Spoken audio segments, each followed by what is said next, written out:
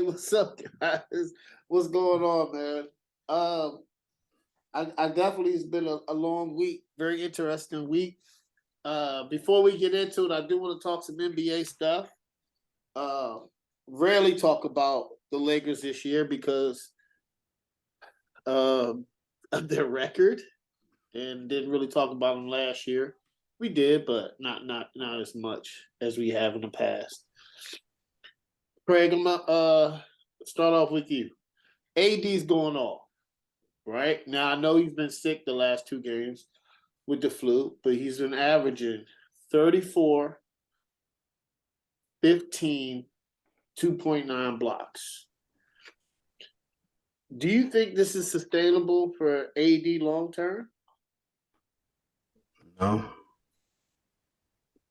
Do you think he can keep up close to this? No. I don't think. I mean, he's not going to be healthy enough. Eventually, something's going to happen where he's going to get hurt. He's fragile. So I mean, I don't expect him to last the whole season.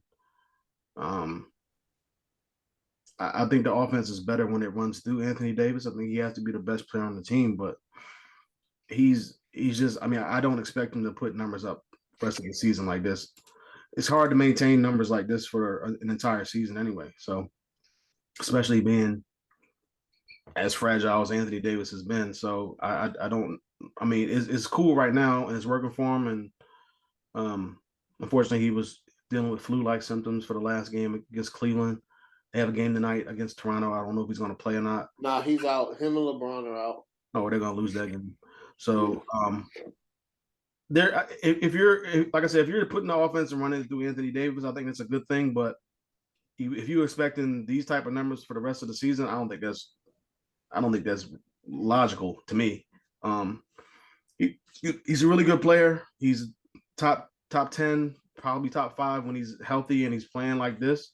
But I'm not expecting these numbers to last the whole rest of the season. So I'm just waiting for the point where he gets hurt and he's going to miss some games, which is going to happen. I can't. There's no rebuttal to that because of if you go by history.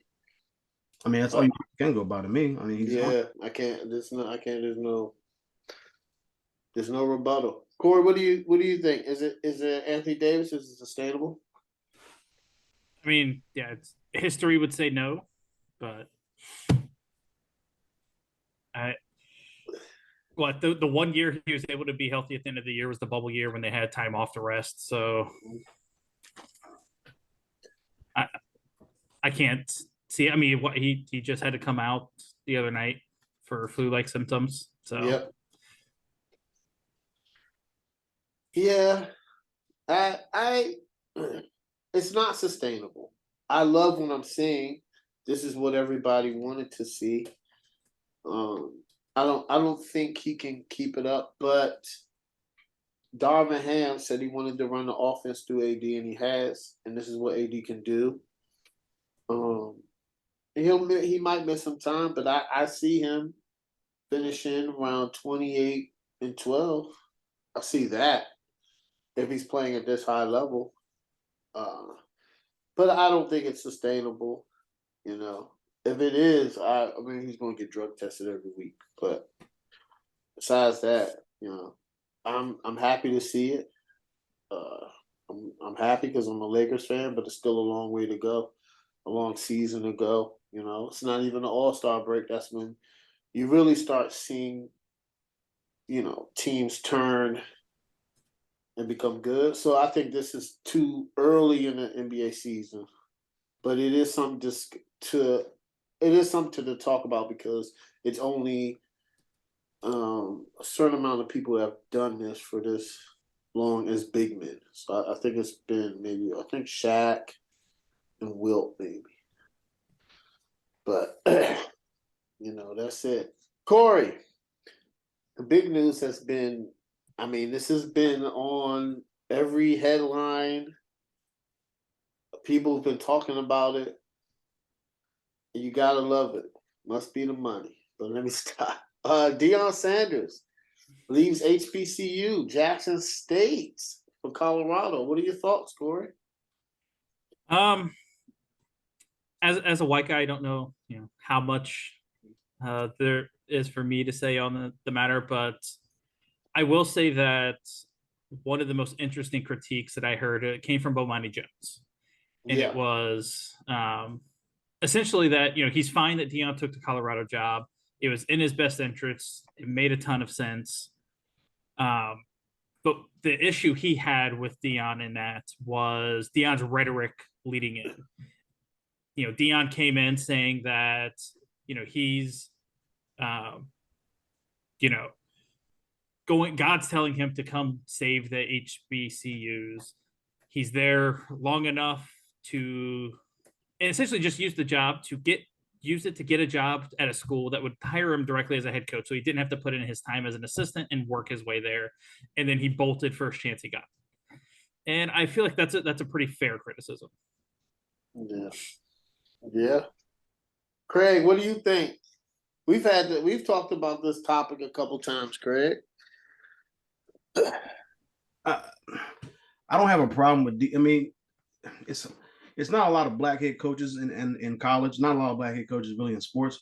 But I mean, if you're not the right guy for the job, you're just not the right guy for the job, no matter the skin color. But I will say that being at a HBCU,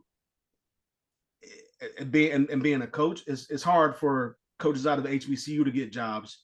It's hard for black coaches anywhere to get jobs for the most part.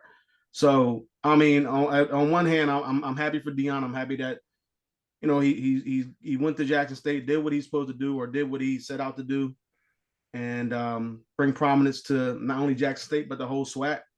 And now he's got like different. He's bought different facilities or different types of things there. He's able to upgrade some things there, and now he's taking the first job, which is Colorado, which is cool because it's a step up in terms of competition. It's a step up in terms of like you're in a better conference.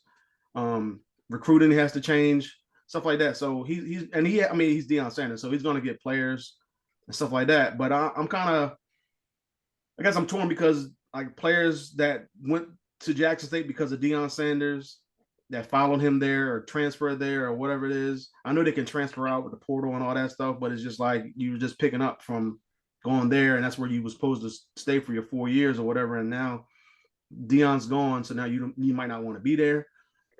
Stuff like that. But like I said, I'm happy for Deion. Like if this is what he wants to do, that's cool, and I hope he's making the right decision. But I don't have like I said, I don't really have a big problem with it. I just think that you're supposed to go there, go to a program, elevate it, and then leave it in a good standing or a higher standing than what it was before, and then the next coach is supposed to come in and duplicate that or elevate that even more. So it is what it is. I'm cool with it. Yeah. So coming from an HBCU with the Bowie State, I'm not mad, but I think Bomani Jones put it in the perfect context. And I talked to some of my friends that went to HBCUs, and going with your point, Craig, and what Corey said, what Bomani Jones is saying, it was kind of like this message he was putting out there where he was like, I'm doing this for the culture. I don't know if you guys know Earn Your Leisure, but they have a podcast that talks about financial literacy. They interviewed Deion, and this interview came out in middle of October. And this is when he said that God chose me to come to Jackson State, come to HBCUs, and elevate them. I'm not. That's the only thing. And then when he's yelling, "I am SWAC," so like that's coming from the HBCU. That's what I think people are looking at. Like, just just give us more time. But here's my caveat to ask people that question: how much more time do you want Deion to pass up these opportunities? How long can he be at Jackson State? If he turns down Colorado, Craig, who else might come calling? We don't know, because he might not get another call, right? So listen, I think that he had college game day come. He built the facilities while using his own money. I think, and there's a transfer portal. All those guys he recruited are coming right to Colorado. And he already said in the opening presser, if you didn't hear it, he said, "Hey, your quarterback is my son." He said that off the break. He did, man. I'm telling you. I'm just saying, I don't think he went hard. He said, "I'm I didn't- bringing some dogs here, and y'all." He said, "Y'all better get used to that transfer portal." That's how exactly how he carried it. What do you think about? You didn't like that? I didn't think that was the right message to send, like right away, saying no matter what happens, my son is going to be the quarterback of this team. Yeah. No matter how good these other quarterbacks are, or if they outperform him in what I mean, maybe he'll change his mind if he's looking like a deer in the headlights. But nah, he won't. Like, I just don't understand how you can just automatically go into this season or this coming season up saying that your son is just automatically a starting quarterback without him doing anything. I know he did at Jackson State and he put up some numbers, but that's Jackson State. You're going up against other opponents from the SWAC and not FBS. Pac-12, right? Well, you going Pac-12? And Pac-12 now, yeah. But I mean, Jackson State is going up against FCS schools. They're not going schools, and they're not going up against a talented team. Like the worst team in the Pac-12. It's Colorado. Probably, and it's a mud hole, probably in the team in the SWAC. Who knows? I mean, who knows? Either way. Yeah, you talk about they got to face UCLA, Utah, USC. We're gonna see if this. We're gonna see. I mean, but even still, like even if he struggles in his first, it's Colorado. Colorado hasn't been relevant since Cordell Stewart or something like Rashawn Salam. Rashawn Salam did go there. Cordell Stewart went there. Way back in the day. I can't remember the last time. Joey Porter went there. I looked up because I didn't know Joey Porter's son. Joey Porter went to Colorado. I was like, relevant since I think the Big 12. Yeah. I don't even know where they were before that. I don't know. I don't even know if they were in the Big 12. I could be wrong, but they haven't been relevant in a long time. So even if he goes there and the team goes 4-8 in his first year or 5-7, yeah, I mean, whatever. I think he's going to do a good job there. I wonder how long he's going to get to do the job there. And the thing is that the playoffs are expanding, so I can see him in the playoffs 3-4 years. It's 12 teams. You can see the Colorado Bucs. Yes, I can see it. Yo, I'm telling you, man, he's gonna build it up. That playoff expansion is it's open. That 12 teams is a lot of teams that are gonna go in there. So say Deion comes into Colorado, wins, 8 games or more the first 2 years, and Florida State comes calling. He might go. Don't know. He might. Yeah, he might. Auburn might call, or I could see him. I could definitely see him if he turns around that program in 3 years. He's going to, either a Miami or Florida State or a Auburn. Can you imagine Auburn calling him? 2000. They haven't had they've had one winning season from going back to 2005. Yeah, but this is before the transfer portal. I think Deion's going to get a lot of kids to go there. He has a lot of NFL coaches on the staff. I think Corey's right. I think he's going to turn around that program. He's going to be out. He's going to go to another school with more. He's going to get paid more money, and he's going to get more TV time. I'm telling you, I think so. I think he's going to turn around that program, and Auburn's going to come calling, or Florida State. Or Florida, he's gonna be at a bigger school. I'm telling you, that's what I think. Because if he turns around that program, if they win 5 games and then they win 8 games and then they win 10, he's gonna go to another school. In he's gonna go to a bigger school. He's gonna go to an SEC, or he's gonna go to a Big 10 school. I'm telling you, I think it's highly possible. It's just because of his name. I mean, yeah, and I don't think the Pac-12 is good. It's okay. I mean, all right. I think it's winnable. I don't think it's not winnable, but I think that he could be the 3rd best team in there. I think probably UCLA, USC. Next year they could be the third. Maybe no, I'm talking about like 3-4 years down the line. Not next year, man. Gotta give him some time to get his coaches and players in there. Yeah, I think so. Now, if we're talking, SEC, I don't know. You know what I'm saying? I don't know, but I think that, you don't see him winning 8 games or 10 games 3 years from now. No, I don't. I mean, you don't think he's going to be a good coach? I can see that. I can see him winning 10 games. USC and UCLA are not going to be there. I don't know when they're leaving, but they're leaving eventually. Oh, that makes my point even better. It's going to be weak if he goes there and wins 10, 11 games. Those schools with 2 other schools, who knows? But look, think about it, right? Think about it. Even if he doesn't go to the playoff, and he's the top 15, and Colorado's been good for 2 years, and he's been there for 3. Somebody like Auburn's going to call. Somebody like, I don't know, Texas. I don't know. It's always the school of Texas. Somebody's going to be like, okay, we got to get Deion because he's going to give you.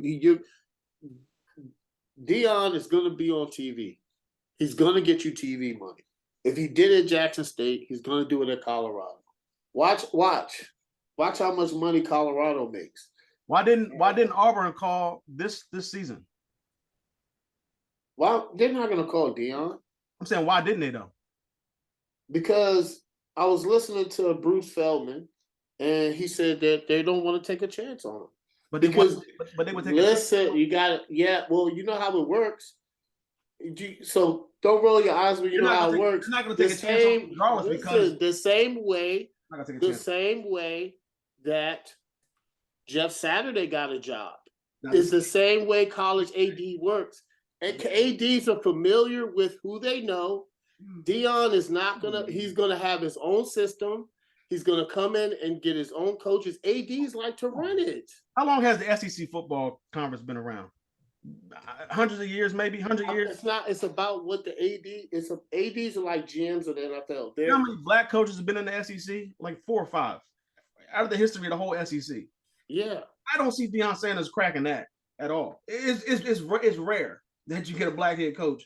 Right, but this is what I'm saying, that Auburn didn't call him because we're making the same point. I'm just saying that Auburn is not going to call Deion because the AD isn't familiar with him. But you just said they would call in like 2 or 3 years if they goes to college. I said, could you imagine? I said he's going to leave for a bigger school. I said, could you imagine if somebody like Auburn or Ole Miss? I just think that if he does go to Colorado, I think he's going to leave for a bigger school, like Corey said. And I think it's quite possible, especially with UCLA and USC leaving. It's possible. He might go to another school, but it won't be no team in the SEC. Well, we never. All I'm saying is that Auburn didn't call this time is because, you know how it is, man. I don't know. ADs are friends with coaches. I'm telling you, it's run like that. They like to hire people they can go play golf with and, be on the same page with. I'm serious. This is what Bruce Fetterman said on the Rich Eisen show. He said that's why Auburn didn't call. He said he would have loved Deion to be at Auburn. He said he would have loved it. He think he could elevate their program. But he said they're not going to call because of the reason I just gave. That's all I'm saying, man. Yeah, you believe that. I definitely believe that. I definitely believe that he didn't get the Auburn job because he's not playing golf with the AD. It happens in the NFL all the time. It happens. You just said SEC schools won't hire 4 black coaches. Right. That's my reason why. It's not in our history to do that. It's just not there. He's in SEC country right now, coach, or he was. I don't care. It is what it is. Yeah, I'm just saying. Anyway, college football playoff. Craig, are you okay with the 4 seeds? Yep. You okay with the Georgia? Yep. The Michigan? All 4 of them. I don't even like Ohio State. I can't stand Ohio State, but I'm happy. I mean, I'm not happy, but I'm not mad that they got in. I think they deserve to be in. I thought if any other team deserved to be in it, it was Alabama. It wasn't USC. It wasn't. It wasn't Clemson. Maybe Clemson, but then again, Clemson just beat. They lost to South Carolina and they beat Carolina, who's terrible, especially at the end of the season. So USC losing to Utah twice, and then the second time they got blown out by 23. Mm-hmm. They don't deserve to be in. That's 2 losses. They don't deserve to be in. Ohio State, they did lose the last game of the season by 20 something to Michigan, but it's 1 loss. And I mean they were 5th going into that game versus USC, who was 4th, and yeah, maybe if USC had kept it close, I could understand possibly dealing with that. And I know USC played another game as a conference championship game, but you have to. I mean, that's the price you pay of winning of being in the conference championship game. Yeah, I mean, Ohio. Maybe if you redo the rules and say, okay, if you play in your conference championship game or whatever it is, you can have a better opportunity or whatever. We'll weigh it different. I don't know what they can do, because I mean, you could also lose out on teams like Alabama not getting in because they didn't play in a conference championship when they could deserve an opportunity. They lost 2 games by 4 points at the end of the game at the buzzer. I mean, yeah, they could have easily have gotten in. I wouldn't have had a problem with Alabama getting in, but they didn't. Ohio State, I think, is a better team than USC. I think Alabama's a better team than USC. Utah's proven they're a better team than USC. Tennessee, Clemson, like these are better teams to me than USC. USC had their chance. They didn't win the game. They blew it. I understand the first game was close. They lost at with the 2-point conversion. This game was a blowout. It was a blowout. I have no problem with it. Corey, what do you think? Do you have a problem? Not really. No, it's for me when it comes to college, the timing of a loss has always been a thing. Going back as far as you want. Now, I'd probably lean towards keeping USC in since they actually qualified for the conference championship game, and Ohio State Michigan was essentially a playoff game. They had their chance to win and get into the playoff. They got ran off the field by Michigan. And if you look at both USC and Ohio State's resumes, they're pretty comparable. They both have wins over Notre Dame.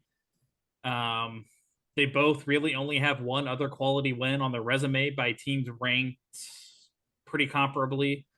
Penn State, and I think it was like Oregon. So, USC has the likely Heisman winner. Ohio State probably has more all-around talent.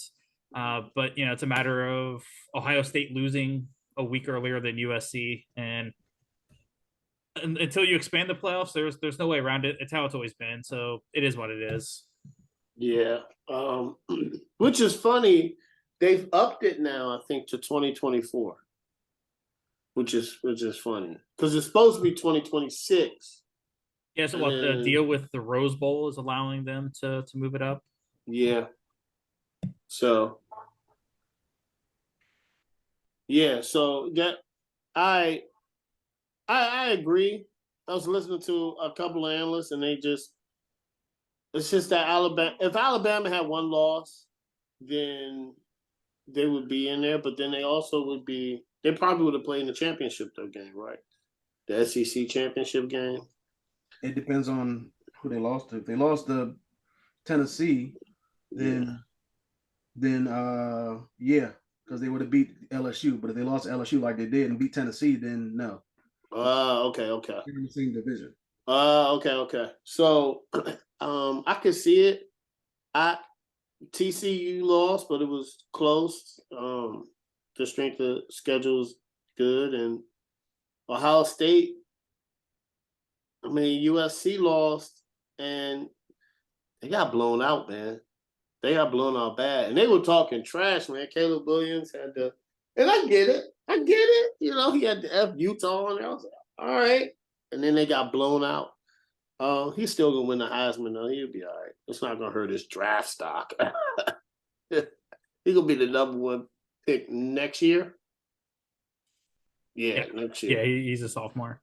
Yeah. I mean, next it's year a come little out. bit of immaturity, but Yeah. if you're going to do that, you better be ready to back it up. Yeah, you better win. He's got punished, man. But no, I agree with it. I can't wait. Actually, these are probably gonna be some good games played on December 31st. That Saturday. I believe it's some NFL games on. I gotta look at the schedule. I don't know if it's NFL games on the 31st. I don't think so. They don't usually do They college. don't usually do that, right? No, yeah, week 18 is NFL is wild. Week 18 isn't even scheduled yet. No, yeah, you're right. So week 17, it's Thursday night, Dallas and Tennessee, and then they go right to Sunday. So that's Saturdays for college football, which would be nice. And when they have the 12 teams, they're probably just going to do the 30th and the 31st, which would make sense. Because the NFL is not going to be on that Friday or Saturday, and that's prime time, man, prime time football. But yeah, I agree with it. I'm kind of waiting for. I'm glad that. I would love it if it was 12 teams this year. I think got some quality teams in there. Alabama will be in there, Tennessee, Clemson, Utah, Kansas State, Washington. I think it'll be some good football. But anyway, I'm gonna start out with this one. This is interesting. People have been talking about this too. Jimmy G is gone for the season.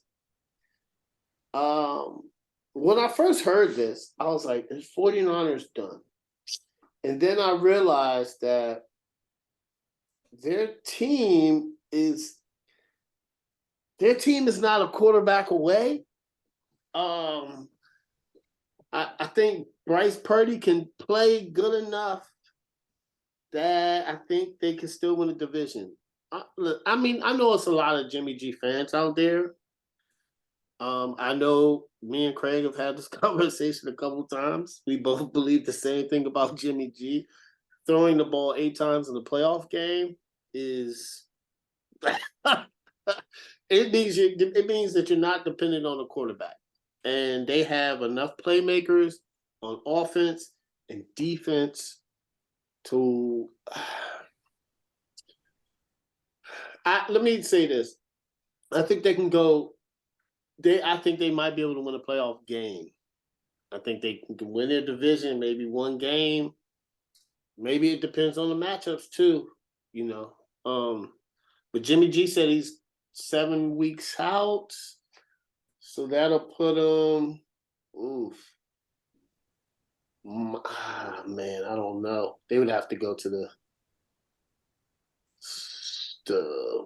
7 weeks, 6 weeks. That puts you mid-January. I don't know. Is that championship weekend or is that divisional? It might be divisional. Divisional. It's divisional, so he might be able to come back for the divisional. But who knows if Purdy's playing good? I don't know if you keep him in there to see. Like we're in the divisional round of playoffs and he's won a playoff game. I don't know if I will pull him or not for Jimmy G. Yeah, why not ride the hot hand at that point? Yeah, so I don't think so. I think the NFC's weak. I think their defense and playmakers I think they're still gonna win the division. I do. Corey, what do you think about Jimmy G going down? I mean, it depends on if what Purdy showed can be sustainable. Once give it a few weeks, give defenses a chance to get some tape on them, and see what Shanahan wants to do with them. But as I said, we saw, and you mentioned last year, Green Bay, Jimmy Garoppolo didn't really do anything, and they won a playoff game. Like you look at it, I'm with you that they're in the NFC. I don't think there's a juggernaut that you would just pencil in to win the conference.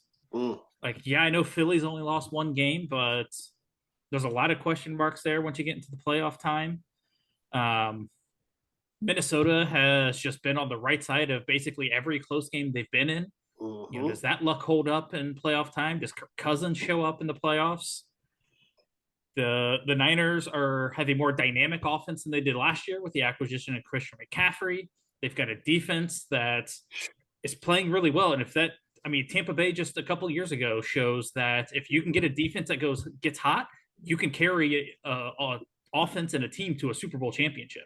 Mm-hmm. And I think the Niners have the talent on defense to be able to potentially make a run like that. So it's by the time Garoppolo will be ready to come back, as you kind of pointed out there, if the 49ers are still playing, I don't think you can bench the hot hand for a guy that hasn't played in almost 2 months. You just ride the rookie. But I don't dismiss it. I think there is a decent chance, or at least there's a chance that they can make a run. Mm-hmm. Craig, I know you love Jimmy G. He's your favorite NFL quarterback, one of your favorite quarterbacks. What are your thoughts? Do you think the 49ers are sustainable without Jimmy G? Yeah, because I'm still on the record saying I don't think I really don't. I think he's benefited from really good defense, and he has really good playmakers around him. You can put I'm not saying you can put any quarterback back there, but they obviously have to know the system and all that. But you got Christian McCaffrey and Kittle and Ayuk and Samuel.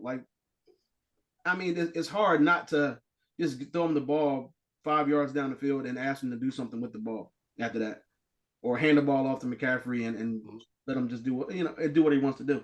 And the number one defense in the league, I believe, or at least they're top 2 or 3. I think they're number one. They're the number one defense against the run, stopping the run. So if you can't, it's hard to run on this team. You saw it last week with Miami. You're going to see it this week with the worst run. It's strength on weakness. The worst rushing offense gets the top rushing defense with the Bucs and the 49ers. So I don't see them not being able to make any type of a run because they have a rookie quarterback. As long as the defense shows up, which it travels. Is going to show up. It showed up last year in Green Bay. I think they're going to be just fine. As long as he doesn't turn the ball over, they're not asking him to do too much and to be Patrick Mahomes or somebody like that. I think they'll be fine. Just check the ball down the field a couple of times. I think what he did last week against Miami was really good. Who knows if he can sustain that? Like Corey said, once teams get tape on him, we'll see what happens. We'll see what happens this week against a tough defense in Tampa Bay. And then they got a division game after that at Seattle. So that could be for the division at that point. And then the Commanders after that, they have a tough defense. So it's going to be 3 straight tough games in a row. And I think they got 5 games left. I think they can go probably at worst. I think they can go 3-2. That'll put them at 11-6. Mm-hmm.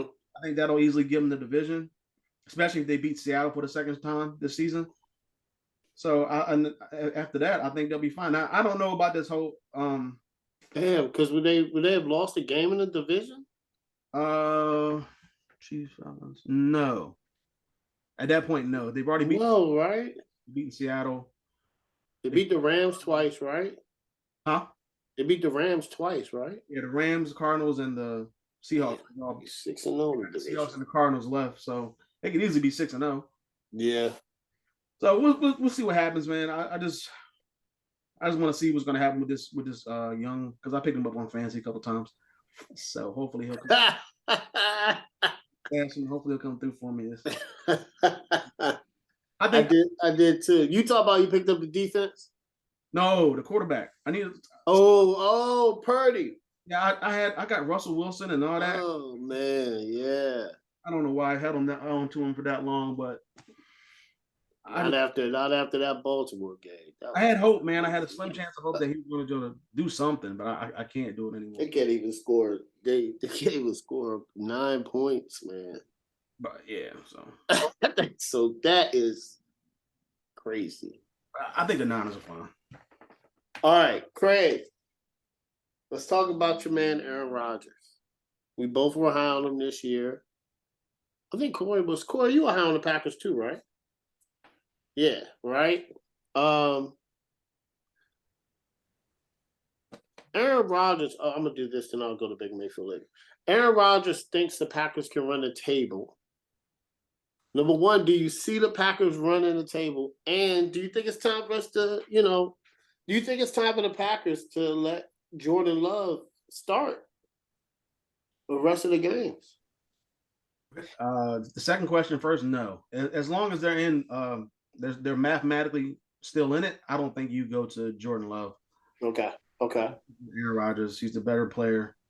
So, I mean, there's no need to go and change up anything right now at this point. But as far as running the table, I think they can run the table. But that's not really, to me, that's not going to get you into the playoffs. They'll be 9-8 at that point. And I think it's going to, with the tie that Washington had and the Giants, like, I mean, if they finish 9-7-1, they're in over a team that's 9-8. So, yeah, I think it's too late for them. It'll be it'll be something good, like a morale booster to end the season off on a 5-game winning streak. But at the end of the day, it's not going to really get you. To me, I don't think it's going to get you anywhere. But I think they can run the table. I don't think they will because they play at the Dolphins.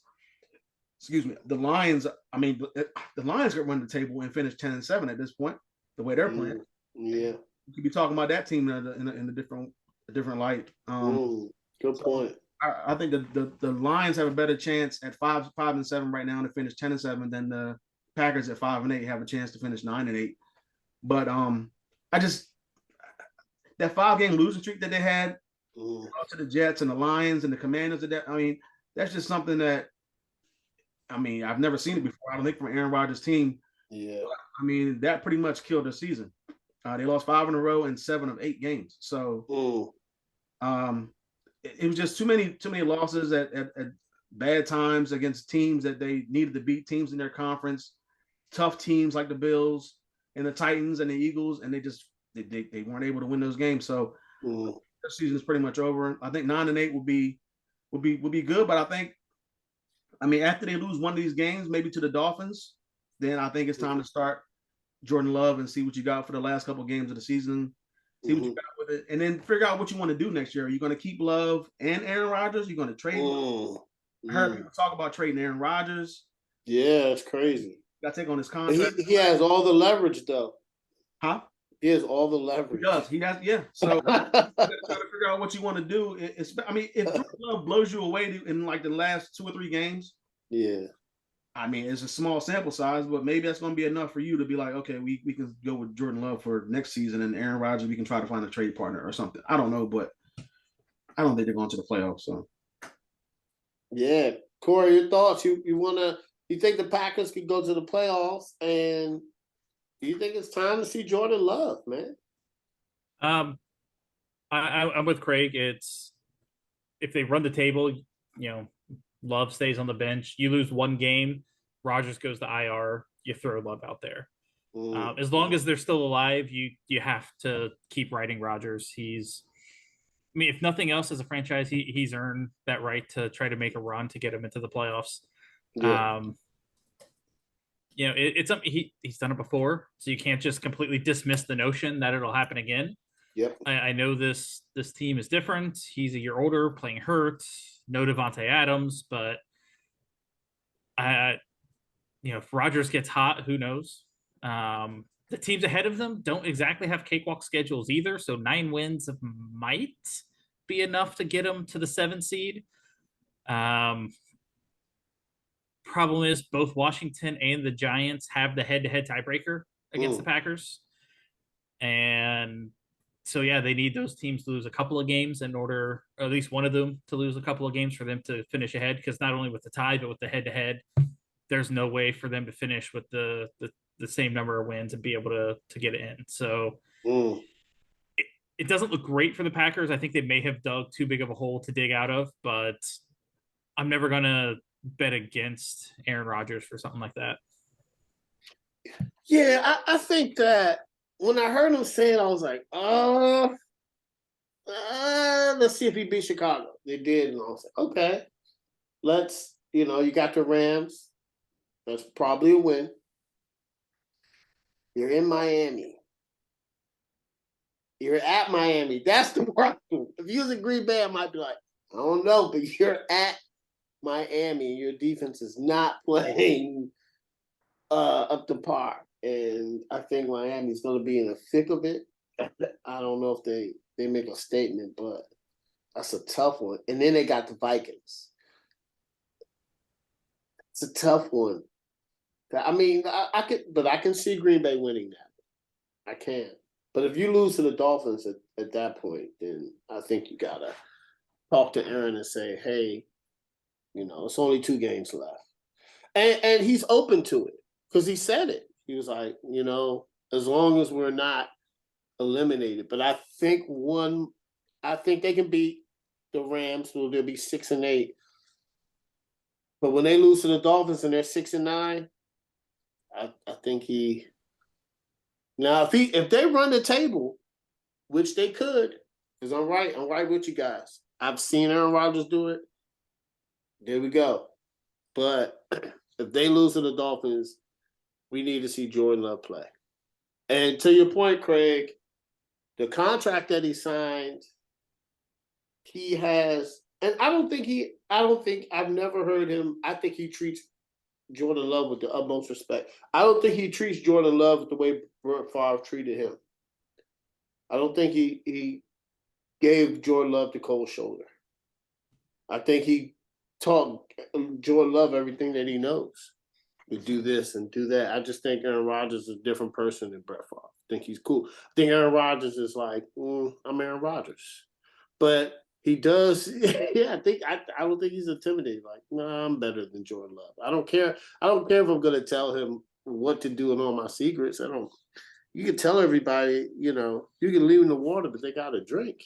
You know what I'm saying? Like, you can tell everybody all your secrets. They got to find out how to be successful in their own way. But that's a good problem to have, 2 good quarterbacks. People always need quarterbacks. So, he could, I don't know, man. Jordan Love could go to the Colts or the Panthers or the Commanders or the Giants. It's going to be the Jets, He's still, what's he at? This is his 3rd year. So he's still got 2 years before you talk about the extension. So, yeah, they could trade him. I don't know what he's worth, but, If you trade, you can't be much worse off next year with Jordan Love as your starting quarterback for the whole season than you are at this point. I guess you can, but the expectations would have to be way lower than going into this season. I had high expectations for the Packers. Yeah, I did. If Jordan Love is the starting quarterback for next year, I have no expectations for the Packers. I think Aaron Rodgers is going to stay. I think he's going to play out probably majority of his contract. I think they trade Love. I think so. I think they trade Love. I think Aaron Rodgers wants to be there, and I think the receiving. I'm not gonna lie. Next year will be. I still might pick them high if they have Aaron Rodgers with that receiving core coming back. Watson looks like he is growing and becoming a good receiver. Still got Dobbs, So next year, I think Aaron Rodgers would have the confidence to come back. I don't. It's hard, man. If you trade Aaron Rodgers, that cap hit is crazy. You got to have cap space for that, But the cap is going up, which is a great thing. But if you're Aaron Rodgers, I think you're excited to come back. So that's why I think they trade Jordan Love. That's my thought. You know what I'm saying? Like, because I don't know, Craig. Do you trade Aaron Rodgers? I heard people been talking about it, been asking, saying. Some people said. People say yeah. People say yeah. If you can get something back for him, like a picks, obviously, and you would get a buttload of picks. Take some of the cap hit off or something like that. Yeah. Trying to negotiate something. I would be curious to see if so many of the QB trades this past offseason blowing up in every team's face maybe dissuade somebody from being willing to give. That's a good point. up a lot for Aaron Rodgers because Matt Ryan, disaster. Russell Wilson has been a disaster. Baker, even though that was no real risk for the Panthers, didn't work. Only ones that worked out were the receivers. Yeah. So I think last year, I think Green Bay could have got a solid haul for Aaron Rodgers last offseason. This year, I wonder if there how much of a market there would be for a 40-year-old quarterback. Yep. That sometimes I don't, not only is he 40 though, he's like, do I retire or not? You know? A 40-year-old quarterback that's going to cause headaches for you off the field and seems a bit of an ego. And, when does the play drop off? It's a huge gamble. It would have to be a team like San Francisco that if they aren't sure Trey Lance is ready to go week 1, you bring in Rodgers for 1 season to make a Super Bowl run with that roster. But I don't know what I don't know what the market looks like for him. Golly. They don't have no picks, but they got Aaron Rodgers, man. He would have no. Somebody said that he would stay in Green Bay because I think it was Mike Florio, Pro Football Talk. They said that Aaron Rodgers stay in Green Bay because if he leaves, the expectation would be too high for him to win the Super Bowl. If he stays in Green Bay, it's not like if he goes to San Francisco and he doesn't win a Super Bowl, it's going to be a part of his legacy. Green Bay title town, right? Yeah, but I think that he's won a Super Bowl there, and even though his recent playoff failures, I think that going somewhere is like the expectation of Russell Wilson, and he could just stay in Green Bay and get paid, and that next year nobody's going to be like Green Bay's going to the Super Bowl. He's okay, but if he goes to another team, that's all they're going to be talking about. But if you're that's all I'm saying. Say they lose to the Dolphins, you play Jordan Love for back-to-back weeks, and he looks good.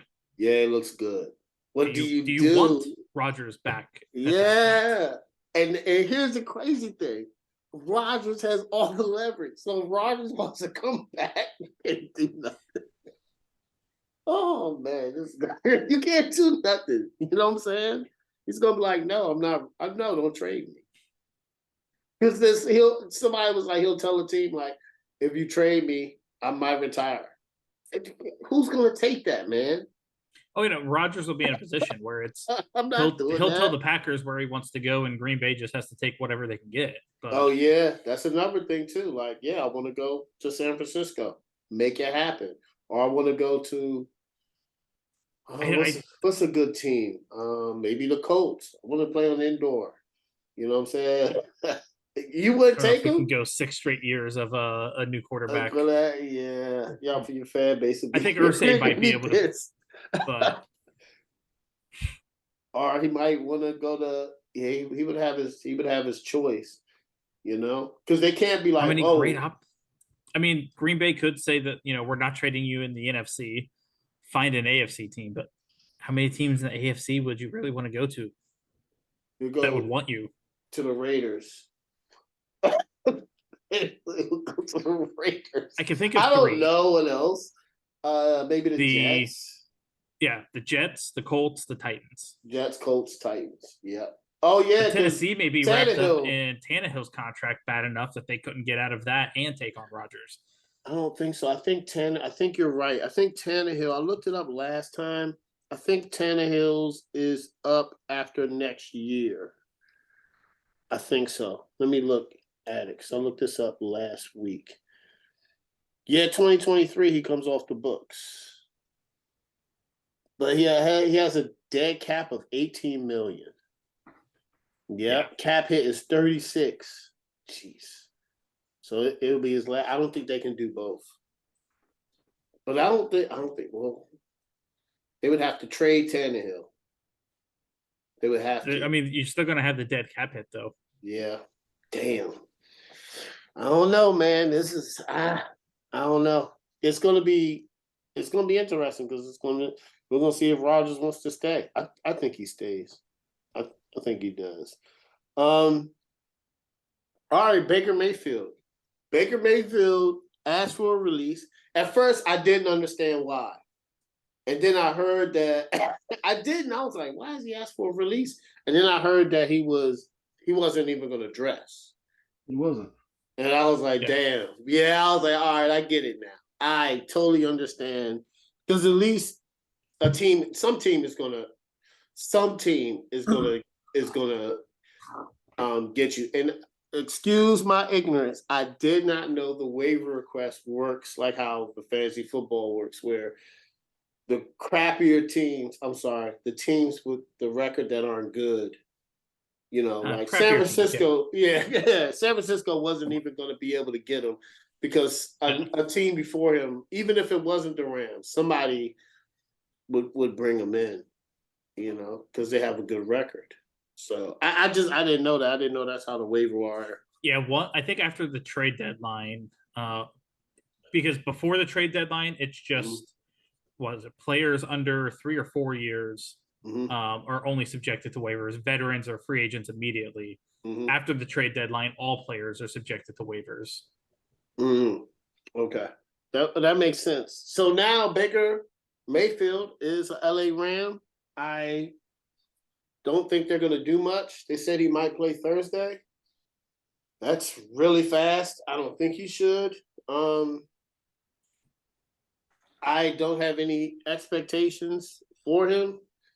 The smart thing would be to learn McVay's system and come back next year as a backup, where you're learning under McVay and under Stafford, and then you gotta then you can try to start somewhere else. That's how it's gonna have to work. If he's smart, I would stay here, work my butt off, and then in the off season be like, I'm trying to come back as a backup.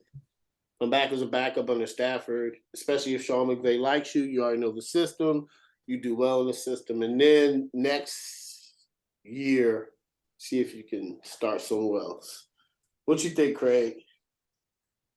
I think as a veteran quarterback, I think he could be a presence, and at least for the rest of the season. Who knows what's going to happen next year? But I think that they claim him because they don't know what's going on with Matt Stafford. Yeah, got like a spinal contusion or something like that. That who knows how that's going to work out for next year for him. So at worst case, I guess it's at worst case, you have Baker Mayfield there as your quarterback going in the next season, leading the Rams until maybe Stafford gets back or whatever the case may be. But obviously, his numbers weren't good this year. Just all around the board, he just wasn't good. Part of that, I think, a lot of that has to do with the Panthers and the organization and the team that was assembled around him, the head coach that was there, and and then you also have to look at his play and what he did and what he was able or what he was not able to do, basically. So I think it all works. It all ties in. Now I think if he's going to a better organization. They just had a Super Bowl. It's a better team. They have a better defense. They have veteran players. If Cooper Kupp comes back healthy next year and Allen Robinson comes back and healthy next year, and Cam Akers is there and all that, and they should be good, even if Stafford is not there to start the season.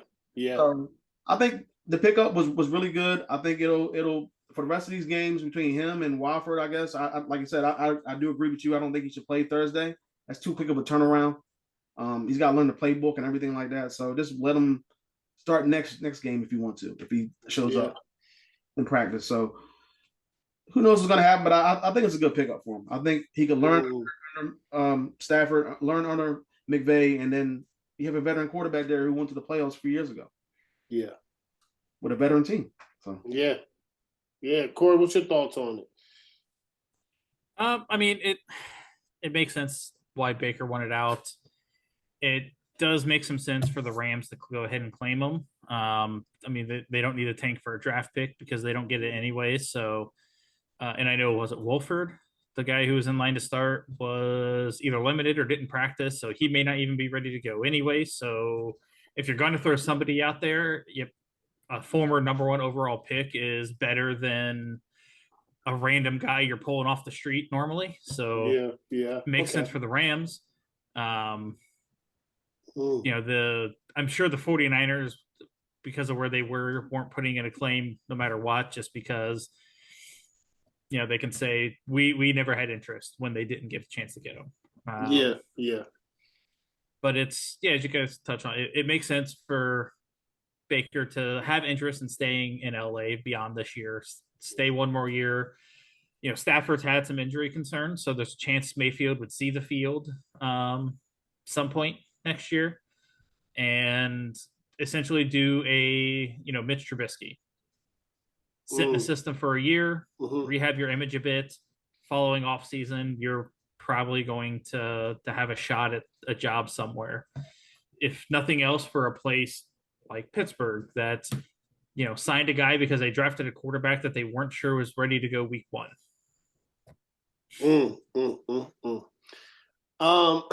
This is what a doctor said about Matthew Stafford's spinal cord injury. He said it's basically a bruise to the spinal cord, which could require surgery. But he said Matt Stafford felt numbness in both his legs. So he says what the medical staff have to find out is, was there instability in one segment? Was there a disc?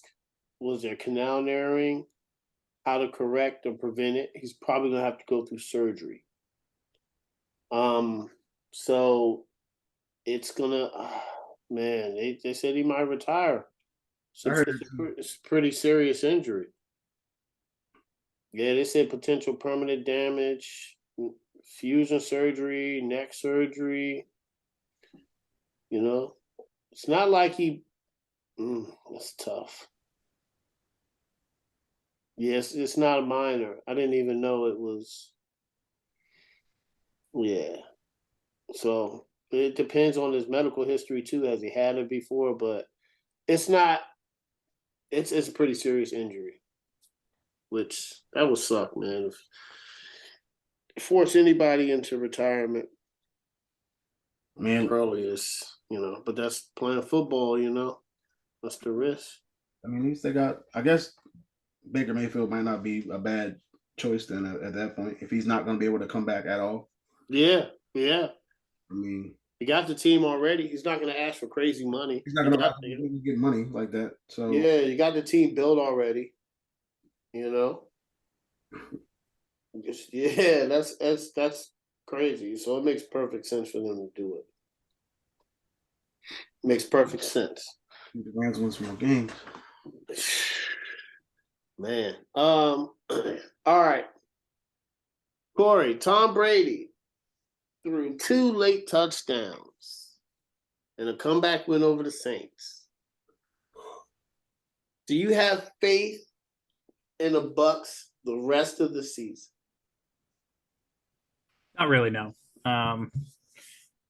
Needing late drives to come back on a bad Saints team that didn't even have Marshawn Lattimore doesn't necessarily instill a ton of confidence.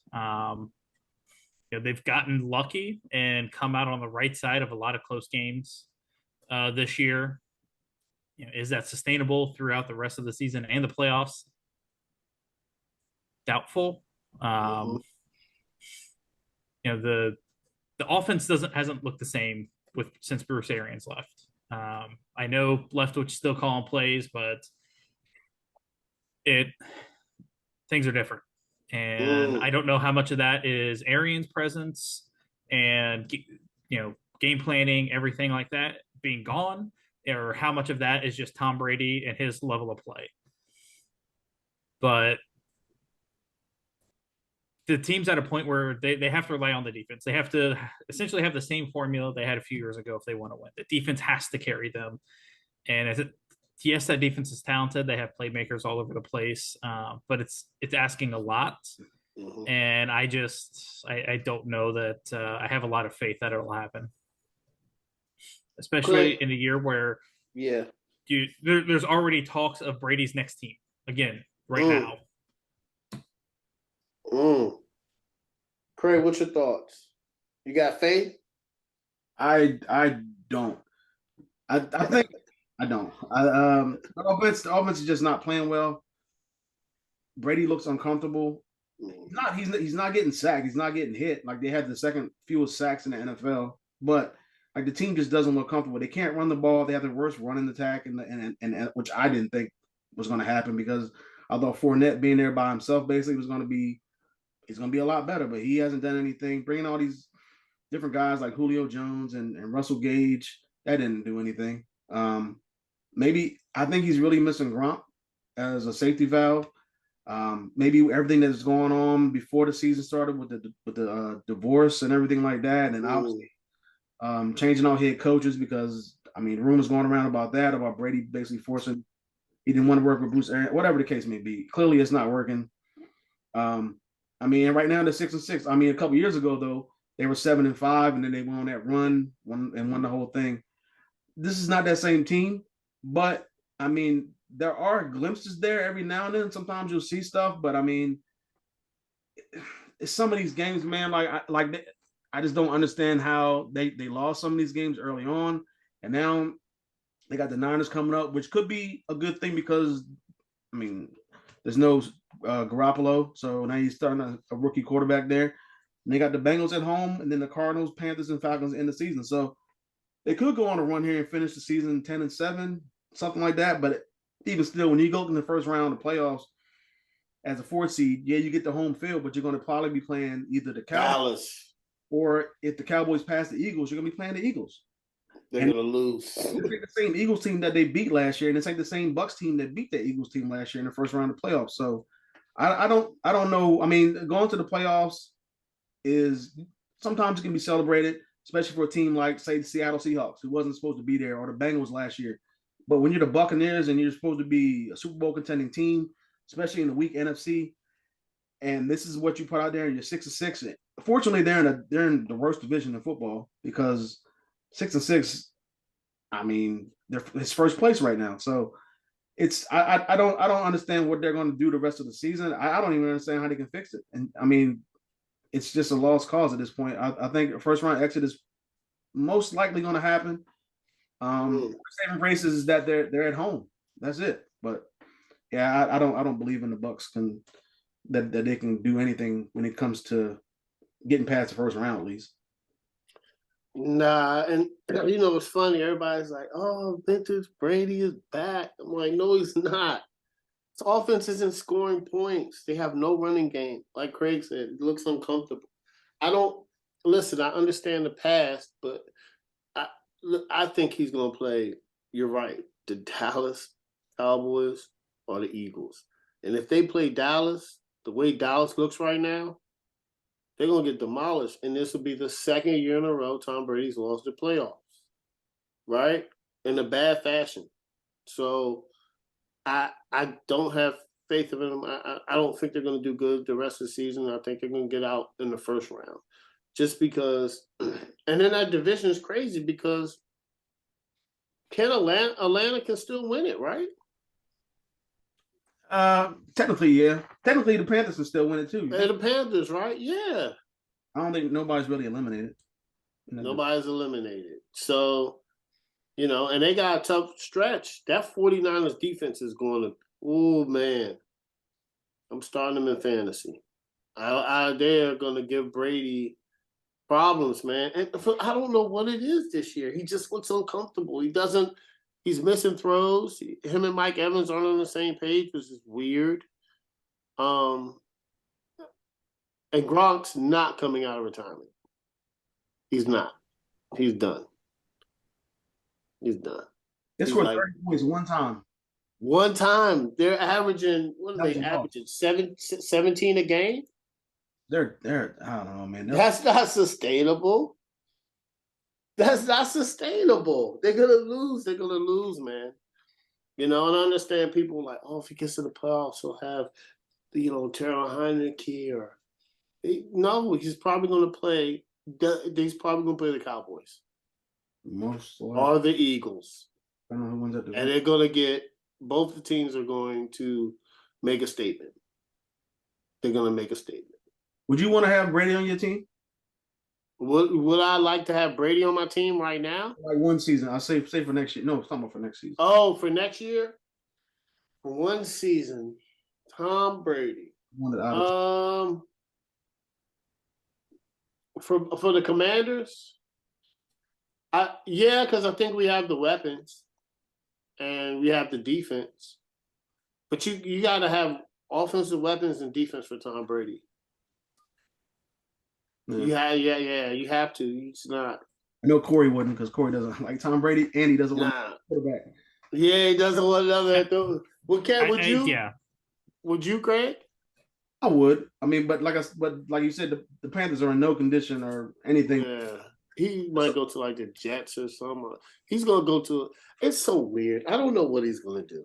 They did say the Panthers are the number one team for him and Sean Payton, like a combo. I don't really see that either one of those to happen. I just don't see it. So Sean Payton's going to the Chargers. Yeah, he's going to the Chargers. He's in LA now. Oh man! The two names that I've heard for Brady next year are San Francisco and I heard that. Yep. I heard New England. I don't see that happening. I don't think Bill. It's over Bill. Oh man! But I don't see him wanting to say, you know what? Nah, we can't. I can see San Francisco, and now I can't win without you. Come back. I don't see that happening.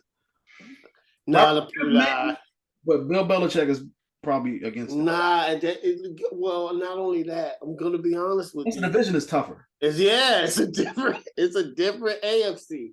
It's a different AFC. You got Joe Burrow, Patrick Mahomes, Josh different Allen, AFC East, let alone Lamar. Yes. It's coming. Tua.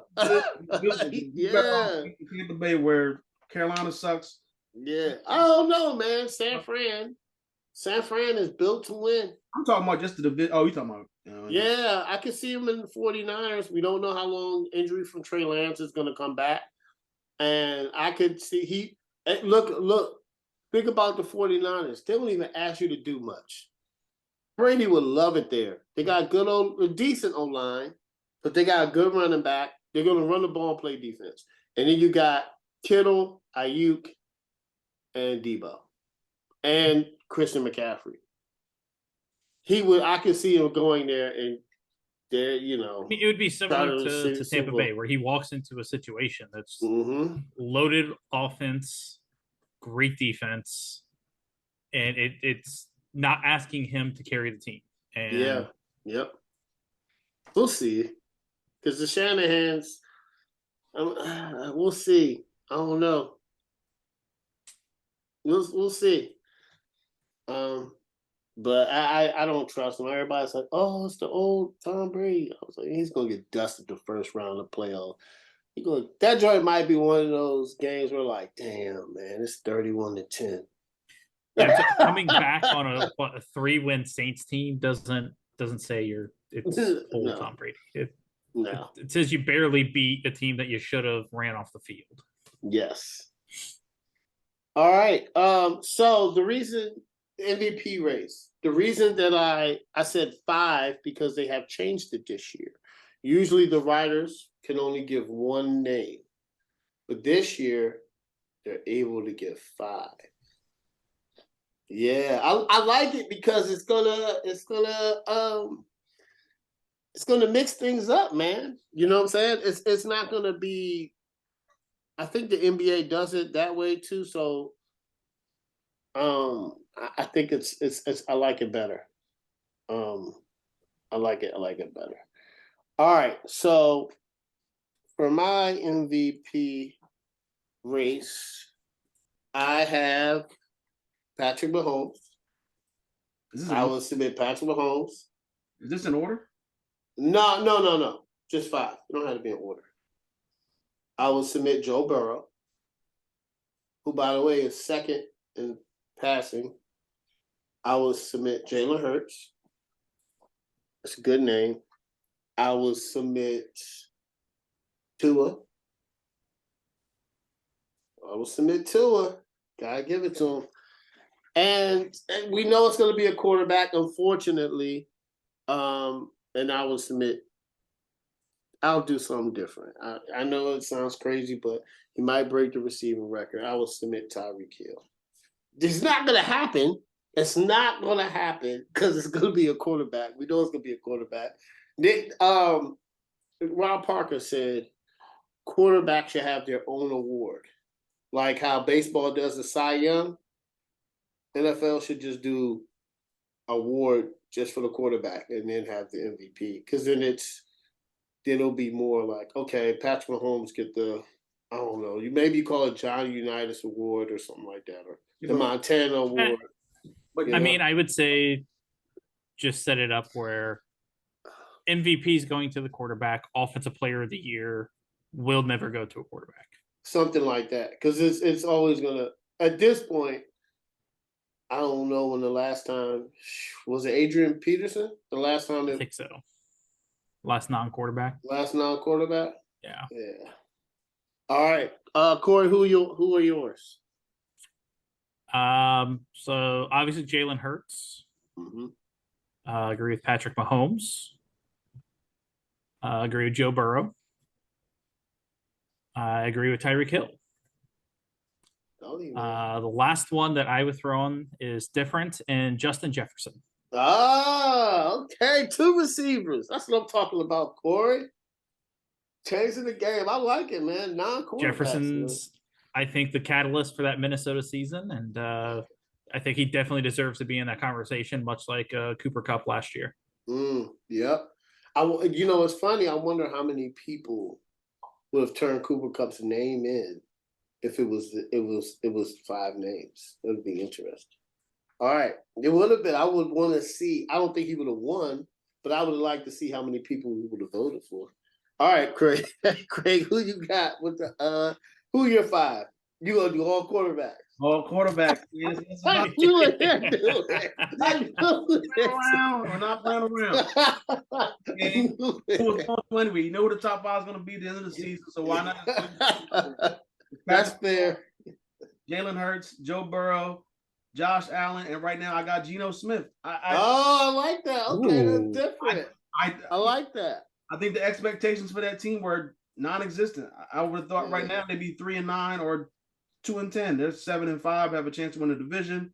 Geno Smith he could be comeback player of the year. So he's probably having I think he's having his best season ever. So and like I said, the expectations were so low. I probably would have thrown 2 in there. They didn't just come off a loss, and he didn't miss 2 games. Okay. The team around, but he also has, to me, more talent, even though they both have 2 good wide receivers. But I don't know. I just like the job Geno's done in there because I didn't see that coming at all. I thought they'd be a lot. Nope. Yeah, I didn't see that. I think you're all still getting the top because of the Rams. No, not the Rams. Broncos. The Broncos. So, they could do whatever they want with that. Yeah, pretty much them and the Lions at this point because they got the Rams picked. Mm-hmm. And I don't know if you get a quarterback with Jared Goff. Do you get a quarterback with Geno Smith? I don't think so. I think that's a question for the end of the season, I think. Yeah, that's a good one. Because if he goes to the playoffs, I think they're going to roll.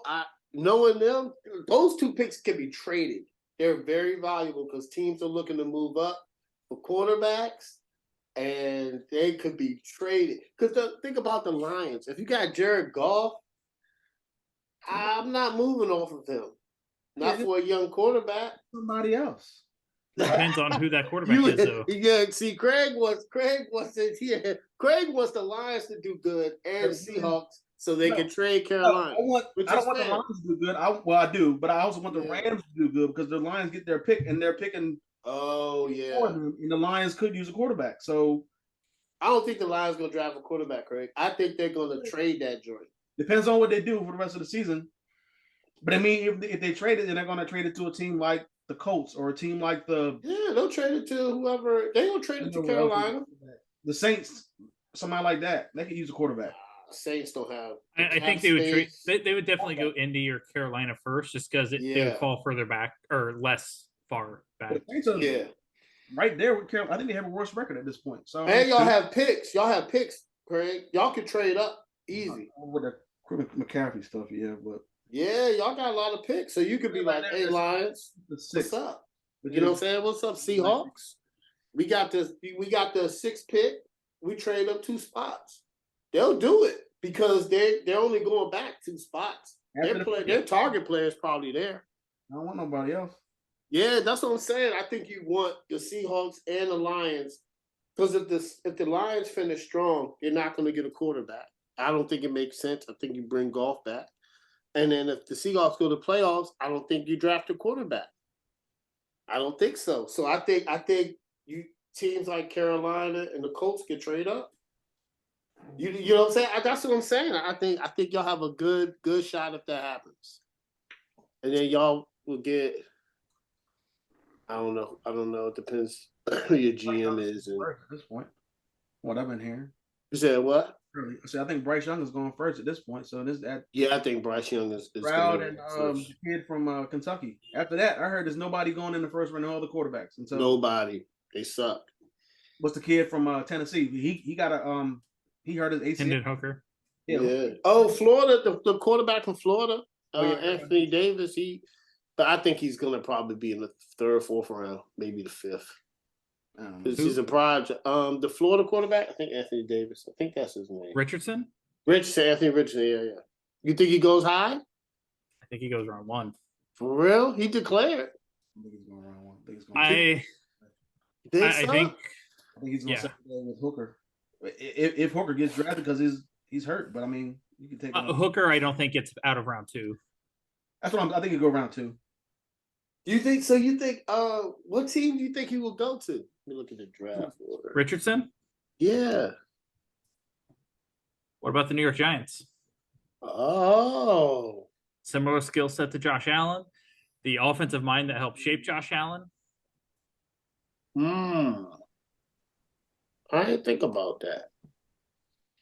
Right now, yeah, you got Philly got a high pick too. I think that Richardson's talent will be intriguing enough for a team, and they'll be like, "Oh, well, we can do what the Bills did with Josh Allen, and we'll make it work." Who do you think? Okay, what about Corey? The Colts at 9 right now. Yep. Would you want? Because I'm gonna CJ Stroud, and Bryce Young are probably gonna go really high. Yes. I expect probably 1 and 2. Yeah, well, Chicago is the 2nd pick right now. I don't think they're going to get him at 2. I think Chicago moves back a little for they can whoever moves up. They probably trade that. Yeah. So you think Stroud, CJ Stroud? I'm gonna say Carolina moves up. I think y'all get CJ Stroud, Craig. I think so. I think y'all landed finally. I think I like CJ Stroud. I think he's gonna be a good NFL quarterback. Now, y'all might be in a position to get Levis. Levis, is that how you say his name? Is it Levis? Yeah. Will Levis? Okay. What do you think about him? I got mixed reviews. Yeah, I've only seen a little bit of him this year. I know he struggled in Kentucky at times, but I know the talent also isn't what it was the year before. Mm-hmm. He has a little bit of mobility to him, so he can move around some. He's kind of like Kenny Pickett in that regard. The top 10 pick, I don't know. Would you rather draft him or Richardson? It depends on our head coach. Okay. That makes sense. Like if Frank Reich was the head coach still, I think I could be okay with taking Richardson because I would have faith that Reich could develop that talent. If it's someone like a Leslie Frazier and who knows as the OC, I'm going to be a little more hesitant. Yeah. And you know what? I just made this thought. It would be interesting if Frank Reich went to Arizona. That would be very interesting. Man, the Colts did call and inquire about Kyler Murray. And you know what's funny about we gonna get back to the topic. Yo, these Hard Knocks. Yeah. I watched the last episode. They look so down, yeah. Everybody they look Cliff Kingsbury is trying to hold it together. I think he's a nice guy. That team sees the writing on the wall. Yeah, he's a nice guy, but he was like, all right, guys, you know what it is. We got a bye week. Everybody be accountable. All right, team, let out. It was like, oh. It was like, damn. All of this started in the preseason when they extended Kyler and had the whole fuss about the video game. The tape study clause in his contract which leaked. Like from that point on, the season felt derailed. At least I mean, obviously in hindsight, that seems like a catalyst point that it's just Kingsbury's not in control. Nah, you can look at it on the Hard Knocks. It's just kind of like they had to sit and like on paper, their defense, like you got Zach Collins and Isaiah Simmons. Isaiah Simmons had to be benched. They benched him for like 6 games. Like, what? Yeah. Yeah, I think Arizona is likely to clean house with GM head coach at the end of the year. Yeah. Kyler will have successfully gotten Kingsbury fired. Yeah. And it'll be interesting if Ballard doesn't come back and he goes to Arizona with Wright. That happens. I got high hopes for them. Because I think they have a good team. I think Arizona has a good team. I just think they need a I think if Ballard quits, though, resigns, a team would have to give some kind of compensation to Indy. Because he's under contract. Yeah. For like if he gets fired, then he's free to go wherever. Free to go. Do you think he gets fired? I don't know. I can't tell. I'm trying to, man. He looked irritated when they had him on screen with the Dallas joint. He looked irritated.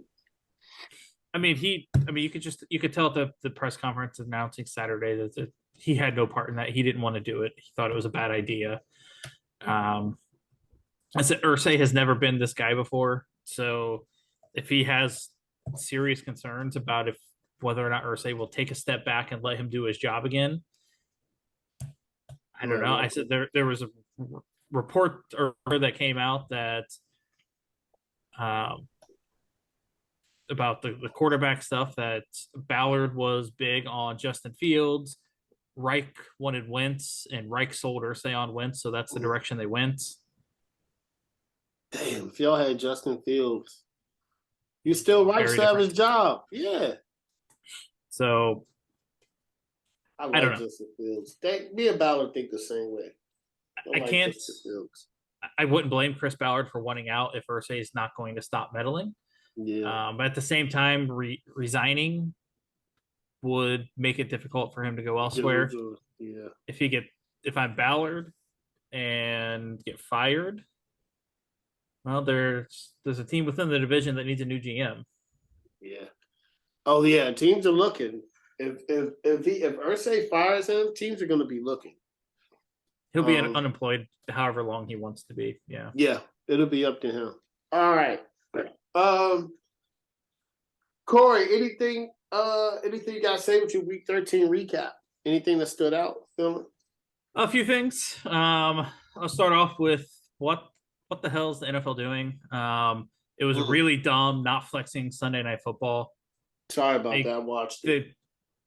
I get they want to put the stupid Cowboys in primetime every game if they could, and I will say, yes, the game was closer than what that final score showed. Yeah, what happened in the fourth quarter?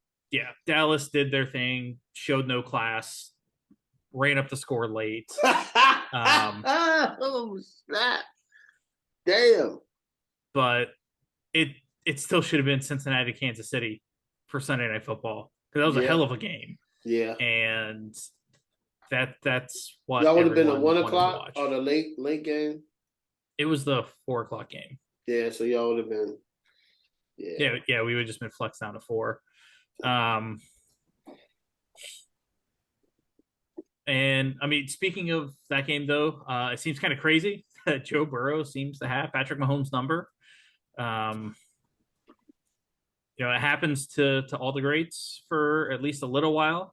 Peyton Manning couldn't get past Bill Belichick for the first few years of his career. We'll see if Mahomes gets to a point like Manning did where he gets past it. But as great as Mahomes has been, it's interesting to see somebody have his number like Joe Burrow seems to.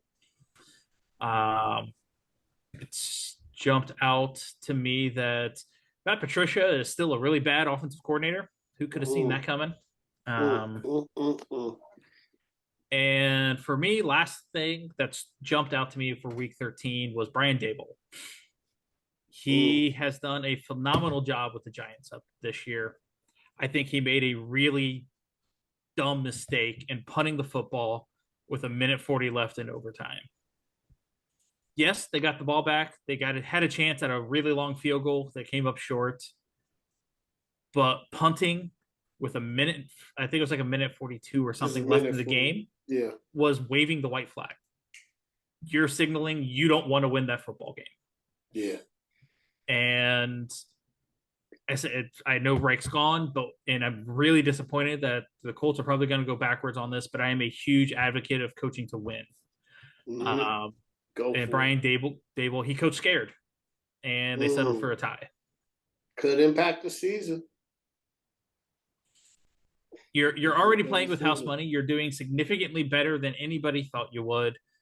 Go out there and give your players the chance to go win that football game. Because if you do it, you get past the Commanders, you are in the driver's seat for a playoff spot. Yep. Now, don't coach scared. They're not. All right. Craig, what are your week 13 thoughts, recaps? I mean, not really much. The Vikings still keep playing close games. I don't know when they're ever gonna. They got 10 wins and all 10 of them have been close, one-score games. So, the Lions look really good late. It's unfortunate. I think they had a 5-game losing streak early in the season, but every game for the most part lately, at least, has been close. They could have beat the Bills. They could have beat the Vikings. So I mean, they some games they let get away, which is typical Lions. But I mean, who knows if they can finish the season with six wins in a row? I mean, it's possible they could maybe make a playoffs. Who knows? The Broncos are horrible. That's all. You know what? I had high expectations. I know you asked this question last week. I had high expectations. I know he hasn't played in almost 2 years, but I really had high expectations for Deshaun Watson. He was horrible. Like the whole offense just didn't even look good. I mean, they scored all ways that you can score, I think, and none of it was on offense. So fortunately for them, they played the Texans, but that's not going to fly this week when they play the Bengals. So we'll see what happens with that team. I know Deshaun is still getting back into the groove of things and all that, but I mean, I put the game on. I was watching. It was tough. I couldn't. It was tough. It was bad, man. The Niners, they got a big win against a hot Dolphins team. Even though the Dolphins hasn't really played anybody, Tua was undefeated when starting and finishing the game. So I wanted to see what happened. That was a game I was really looking forward to. We talked about the Bengals and the Chiefs, and that was pretty much the game of the week. So like Corey said, I was kind of confused as well, but then I realized who was playing, and I was like, okay, the Cowboys, they're never going to take the Cowboys off of a Sunday night football game or a Monday night football game when they have millions of people watching it. So regardless of who they're playing, so it is what it is with that. The Chargers really disappointed me. I thought this was a prime opportunity, especially with the Jets. A couple games that they had to play at the Vikings. Then they got the Bills coming up this week. This is a big opportunity for the Chargers to get that, I guess, get a playoff spot to me. And they let I don't know what happened. They let this game slip away from them, losing to the Raiders. The Raiders look pretty good now. Who knows what they can do if they can run the table as well. But man, I just thought the Chargers are going to be a lot better this season than what they have been, and they just look horrible.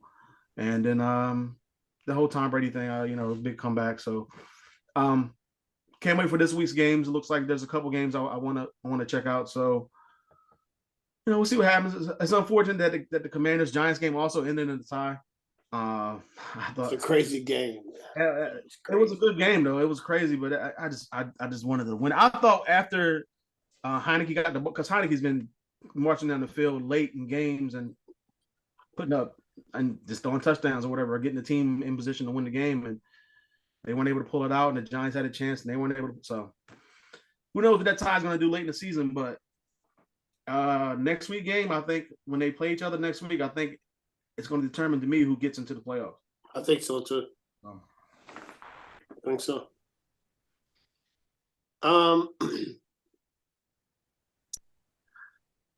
What are the Patriots doing with Mac Jones? This is crazy. Like, you gotta hire an offensive coordinator to develop him. He goes from Josh McDaniels to making the playoffs to looking bad. And to me, listen. I hope they trade him next year. I think I still like Mac Jones. I think Mac Jones' ceiling is Kirk Cousins. I think that's a good ceiling for him. I just think he needs the right coaching around him and the right offensive system. So I don't know what Belichick is doing. I don't know. It seems like he's getting senile or something. I don't know. I don't know what he's doing. He's, how long is Robert Kraft going to put up with it? How long? That's the question. The Broncos are terrible, man. They can't score. Lamar Jackson goes out, which he'll be back in about 4 games. They have a soft schedule, so they'll be okay. I don't know if they win the division, but they'll probably go to the playoffs. The Broncos not scoring 10 points. They can't score. I don't understand it. I think it's a lot of factors. I think it's the coaching. I think that Daniel Hackett is a bad coach. It's just they're just a bad team. Their defense is so good. It's so good, man. And we thought they were a quarterback away. It might be more than that. The Vikings, another close one. The Commanders and Giants tied. I was going crazy in my house. I was all over the place. And Craig, I think I said in the chat, I was like, I might have not been in this chat, but I was like, whoever wins the Sun, because it's been flexed to Sunday night. I said, whoever wins the Giants and Commanders game is going to go to the playoffs. That's going to determine it. So right now we're starting to get on, playoff contentions. It's 4 games left, and these games matter. So, and I'm glad we got the bye. We'll be able to get back healthy. I think Chase Young will be able to play in that game. Now we're up for a dilemma. If Heineke goes to the playoffs, do you bring him back as a starter? Do you bring him back? Because Carson Wentz is gone. He's 7-8 was a 7-8 as a starter last year. If you bring Heineke back, you have the potential cap space to sign Deron Payne back. It's things you gotta think about. It's a decision. The Bengals and Chiefs. I like this. I think everybody's comparing it to Manning and Brady, and I think I love it. So, because every time they play, we know we're going to get the best 2 quarterbacks, one of the best 2 quarterbacks in the game. And Joe Burrow's a baller, man. There's nothing to say. Nobody wants to play those Bengals in the playoffs. Nobody. Because it looks like they can make another run. And so that's all. Oh, and the Chargers, Stanley's getting fired. Which, I'm going to be honest with you guys. What if they would have hired Brian DeBall? Remember, do you imagine if they would have hired him? Justin Herbert might be in the MVP conversation right now. Because he's been playing that good. And I know looking back, the Chargers are probably like, oh. maybe we should have hired him. I thought they were going to hire him. I think he would have made the best sense. He's an offensive coach. You got a young offensive player. I wouldn't have hired Brandon Staley. It was out of left field, and they're saying why. And it's one thing if their defense is top 3 in the league, but they're not. Now, they do have a lot of injuries, but everybody has injuries. The NFL, I mean, people starting quarterbacks are going down, people starting receivers. You gotta be able to coach past that. But if he's a defensive head coach, that's like Todd Bowles, right? Tampa's got a good defense. That's what Todd Bowles does. You at least expect the Chargers. You got to think if the Chargers have a top 3 defense, we're not even talking about Brandon Staley losing his job right now because they would have a good team. It's just mind blowing to me. But that's my recap. Craig, breakout fantasy players, man. Okay. I was wrong last week too, man. I was wrong too. I picked Deshaun Watson. I picked Trevor Lawrence. Man, when it comes to these long shot things. All right, I picked quarterback. I got Jared Goff. I think he's playing really, really well. He's 8 touchdowns and 1 pick in his last 6 games. They're playing the Vikings this week. I think it should be a shootout, or at least the Lions should put up some points. So I'm going with Jared Goff. Running back, I was kind of torn here because I'm trying to figure out what's going to happen with DJ Dallas from Seattle. Mm-hmm. He's hurt, but he might be the starter if he plays. And then you got Walker. He's hurt, so I don't think he's going to play, but I could be wrong. So, and they're playing the Panthers, and then I also got Zeke just because they're playing the Texans, and Pollard is rated higher than Zeke, but I figured they both can get touchdowns, so they both can get yards in this game against the Texans. So why not? Wide receiver, I was going to change it, but I kept it. I don't know why. Christian Kirk, he has 9 targets over the last 6 games. The Titans give up the most points to wide receivers. I don't know how good. I mean, I also thought they were going to put up points last week against the Lions, but they only got 14. So hoping this is a bounce back game in a division game for the Jaguars. Tight end is always hard, man. I don't even know what's going on here. I just did the random wheel thing again. It landed on Hunter Henry. I don't even know why. They're playing the Cardinals. The Cardinals are terrible, though. They give up the most points to tight ends, so it's possible that Hunter Henry could catch a couple passes here and there, maybe even get a touchdown. Who knows? And the defense, I went with the Titans. Even though I think Christian Kirk can have a good game because he's getting so many targets, still don't mean that the Titans can't go out there and play defense like the Lions did last week on them. So I think it's a favorable matchup for the Titans, seeing the Jaguars for the first time. So that's who I picked. No high expectations. All right. Corey, what's your top breakout fantasy players for week 14? QB, I'm going to say Tyler Huntley. He's had some success filling in for Lamar in the past, so I know he's a guy I'm rolling with in fantasy this week. I would say Cam Akers at running back. He got a lot of usage with the Rams last week. Who knows what that offense is going to look like this week, but he's at least going to have an opportunity for points. Wide receiver, I went with DJ Chark against Minnesota.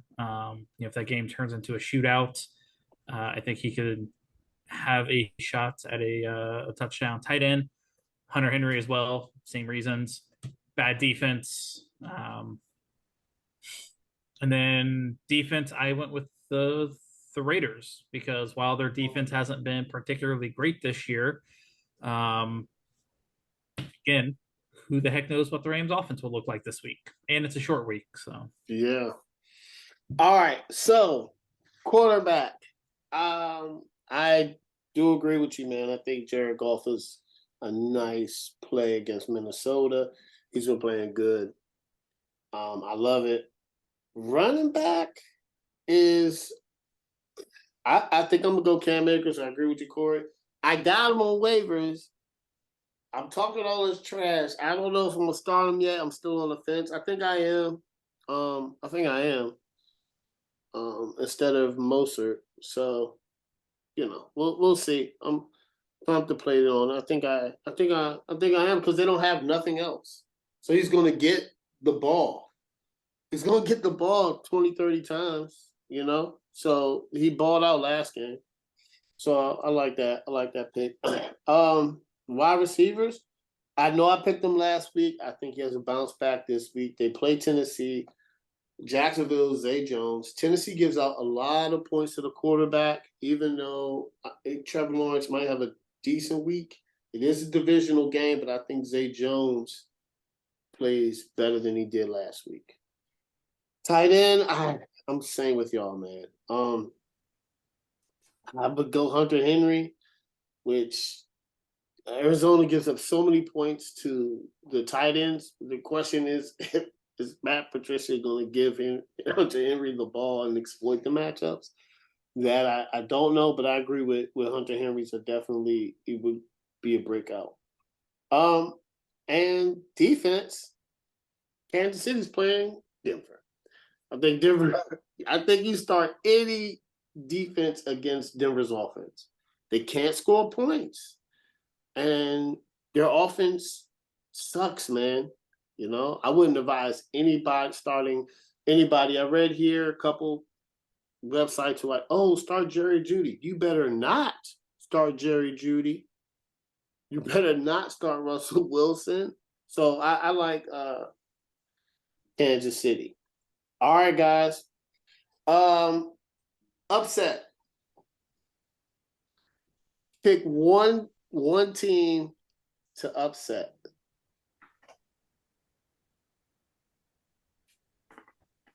I'm gonna go first. I don't even know if this is a good pick, but I looked at it. I was gonna pick one, but I was like, you know what? I'm picking the Lions over the Vikings. Let's go. You can't do that. Detroit is favored in that football game. But his favorite. You said who's favored? The Lions? Detroit, 2.5 points. What? Because that's who I was going to pick. And then I looked up the spread. Or something. Oh, I need to do that. Imagine a 5 and 6. Oh, that's crazy. Damn. Okay. Oh, man. Okay, then I'm gonna pick the Cardinals over the Patriots then, man. That's how I'm going. I think the Cardinals bounce back after a bye week. I think they come in, they play with enthusiasm, and the Patriots offense sucks. And I don't know what defense Bill Belichick's gonna call. I think Arizona's offense is better than the Patriots offense. And I think the Arizona defense matches very well with the Patriots offense. I think that Arizona's offense has enough firepower to come over. And Kyler Murray uses his legs, and Belichick has problems with quarterbacks that uses his legs. So I got the Cardinals over the Patriots. Damn, I can't believe the Lions are favored. I can believe it, though. I can believe it. Corey, who's your upset pick? So yeah, as I mentioned, I was going to go Detroit until I looked that up. I'm going Baltimore. They are actually underdogs against the Steelers. As I mentioned last segment, Tyler Huntley has showed some flashes when he's gotten a chance to play in relief of Lamar Jackson. I think with his skill set, it fits perfectly as Lamar's backup because I don't think their offense needs to change too terribly much. And the Steelers' offense isn't great. So I think that is a solid matchup. And yeah, I'm going to go Ravens. All right. Corey, Craig. Man, I just can't believe the Lions. I can't. I was going to go with Detroit as well. But I heard about it on the radio and I didn't believe it, but I had to look it up. I got to work. Their favorite. So, I'm going with LA, the Chargers over the Dolphins. I think this is a game. The Chargers need to win this game because I mean, they're starting to fall out of contention, and then the Raiders are starting to come on. The Jets are still there, but I think the Jets are going to lose. So, I mean, they could be tied at 7-6 with the Jets, and they need to really need to think about how to maximize some of the talent on that team and perform in some of these games against some of these tougher teams like the Dolphins, like last week against the Raiders, a divisional team. Like they need to win this game. So, and I picked them to go to the playoffs before the season started. I don't know why I'm still sticking with them because they've shown me every week that they're not a trustworthy team, and I shouldn't pick them. But it's at home, primetime game. I think they need to win this game, man. I'm picking the Chargers. Man, that's a good one. I think it's gonna be a good game. I think it's gonna be a good game. Yeah. Real quick fun fact. All right. For the Lions, them being favored. This is the first time that the Lions have been favored over a 10-win football team since week 17 of 2011. Damn. The Matt Flynn game. Damn. That's crazy. Because I saw it, I was like, I was going to pick Cleveland over Cincinnati, but Deshaun, if Jacoby was playing, I would pick it. But Deshaun's playing, I'm like, I don't think so. Because Cincinnati struggles with Cleveland. They struggle with them every year. I don't think Joe Burrow, I don't know what it is. It's a divisional game. Sometimes it happens. That happens in the division. And then I was like, oh, the Lions or the Vikings. Let me do that. And then, I can't believe they're favored. I was thinking about the Ravens too, but I was like, all right. Yeah, Greg, Chargers and Dolphins. Yeah. Well, we know who you gonna pick for that, but that's for a reason. Man. I mean, I think it's gonna be a phenomenal game. I think it's gonna be awesome. Can they not flex Monday night games or something? I don't think they can't. But I actually read an article. There's some because talks. Of this year, because of Indianapolis and the Rams, there have been starts of discussions about potentially flexing Monday night games. I think they should. The hesitation is you have fans that will travel and all that. Yeah, travel, book hotels. That if a game gets moved from Monday to Sunday, what do those people do? And it's a good concern that the NFL has that they're not just worried more about TV ratings. They are thinking about fans that travel to games. I think there's an easy fix to that you just flex a second game into Monday night potentially. Oh, have one early. Yeah, like move the bad Monday night game to like 5 o'clock kickoff, or 6 and then have the Monday night like the one you flex into prime time. Yeah, that makes sense. But I'm glad they're having that discussion because I would probably flex. I would not be watching this Monday night's game. No, I would probably, if I could pick one, the Eagles Giants might be a bomb flex. I think Chargers and Dolphins would be good, and then you could move the Eagles. And that game was already flexed. No, but you could have moved that to Monday night, and then you could have moved the Eagles, the Dolphins, or you could have moved the Bucs in San Francisco. I probably would go, or the Giants and Lions, but the Vikings and Lions game might be really good. The Bills and the Jets. The Bills and the Jets is another one that you could flex to Sunday night. But I agree with that. I think they should do that because after this year, some Thursday night games would be flexed. Golly, man. Anyway, they do. All right, guys, my favorite portion of the night. Boom! I'm gonna make some type of song that goes with who you got. I'm gonna play it live. Anyway, I'll start out first. Jets versus Bills. Oh man, coaching. I gotta go.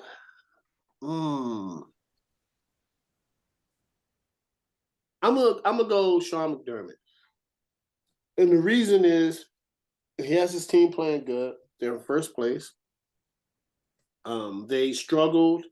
They're able to bounce back. They got the number 1 seed in the AFC, which is a difficult thing to do. They have the tiebreak over the Chiefs. Only thing with Robert Salah, the whole handling of Zach Wilson is kind of bothersome because I think at this point he has to go with Mike White for the rest of the season. So, you know, that I can't get with. So I got to go McDermott because of what his team has overcome. Offense, I got to go the Bills. You got Josh Allen, Stephon Diggs. Stephon Diggs is probably the 3rd best receiver in the league. Who's 1 and 2? I would do Justin Jefferson, maybe Tyreek Hill, maybe. Okay, he's top 5 at least. You can put Devontae there, but he's top 5. I don't think he gets talked about enough, but he's a good receiver, man. And I know they don't have their running game, but James Cook played really well last week. Finally. So, yeah. You say you don't like it? I said finally. He hasn't. Oh, yeah. He hasn't. He's a rookie, right? Rookie. Yeah. I think, how sometimes rookies takes a minute to get adjustment to the NFL. For some. Not all. I can't say that for all. But, yeah, I think the Bills' offense is better than the Jets. The Jets' issues at quarterback are not good. Defense, I'll give it to the Jets. You got Sauce Gardner, Quentin Williams. Their defense is just playing really good, and their defense is taking the identity of their head coach, and that's what you want. That's like what I said. I don't get why the Chargers don't have a top 10 defense because that's what Brandon Staley does. They should have his tough mentality identity. Should be like the Rams defense, but so that's neither here nor there. So I have the Bills winning this game just because I think that, even though they have the loss of Von Miller on the defensive side, I think they're going to be overcome that. That's another reason why I picked the Jets defense is better. But I think the Bills are going to be able to – their offense is just going to be – even this is a divisional game and the Jets won last time. I think they're going to be overcome Mike White. And I think the Bills are going to pull it out. I think it's going to be a close game. I think the score is going to be 20-17 Bills. All right, Corey, Jets versus Bills, who you got? All right. Head coach, obviously, got to go Buffalo with McDermott. He's, as pointed out, not a knock on Saleh, but McDermott's done a hell of a job in Buffalo. Offensively, no brainer. You have to go Buffalo. The Jets' offense has been sporadic at best. Mike White doesn't necessarily appear to be the answer. He just may have been the benefit of a really bad Bears team. We'll see what happens whenever they go back to Zach Wilson, because Saleh has said that the intention is to put him back in the starting lineup before the end of the season. Even with Josh Allen dealing with the elbow, that offense is much better at this point. Defensively, I'm going to take Buffalo, but man, it's close. The Jets are legit on the defense side of the football. Legit. It's crazy that Gardner might already be the best corner in the NFL right now. Crazy. I know the Bills losing Vaughn for the season is a big blow for their long-term hopes, but wasn't going to matter much for this week anyways. But that Jets defense is legit. Overall, it feels like it's going to end up being a revenge game for the Bills. They floundered against the Jets last time. They'll be at home, and I don't know what that Jets offense is going to look like. They've got some weapons for the quarterback. White has looked like flashes, but then again last week he looked like Mike White. Yeah. I don't know that the Jets defense will be enough to keep them in it against Buffalo. I think there's a chance the offense puts them in a few tough spots as well. So I'm going to say Buffalo comes out pissed off and gets the win 31-18. All right, Craig. Jets versus Bills. Who you got? Coaching, it's tough because I want to go with McDermott.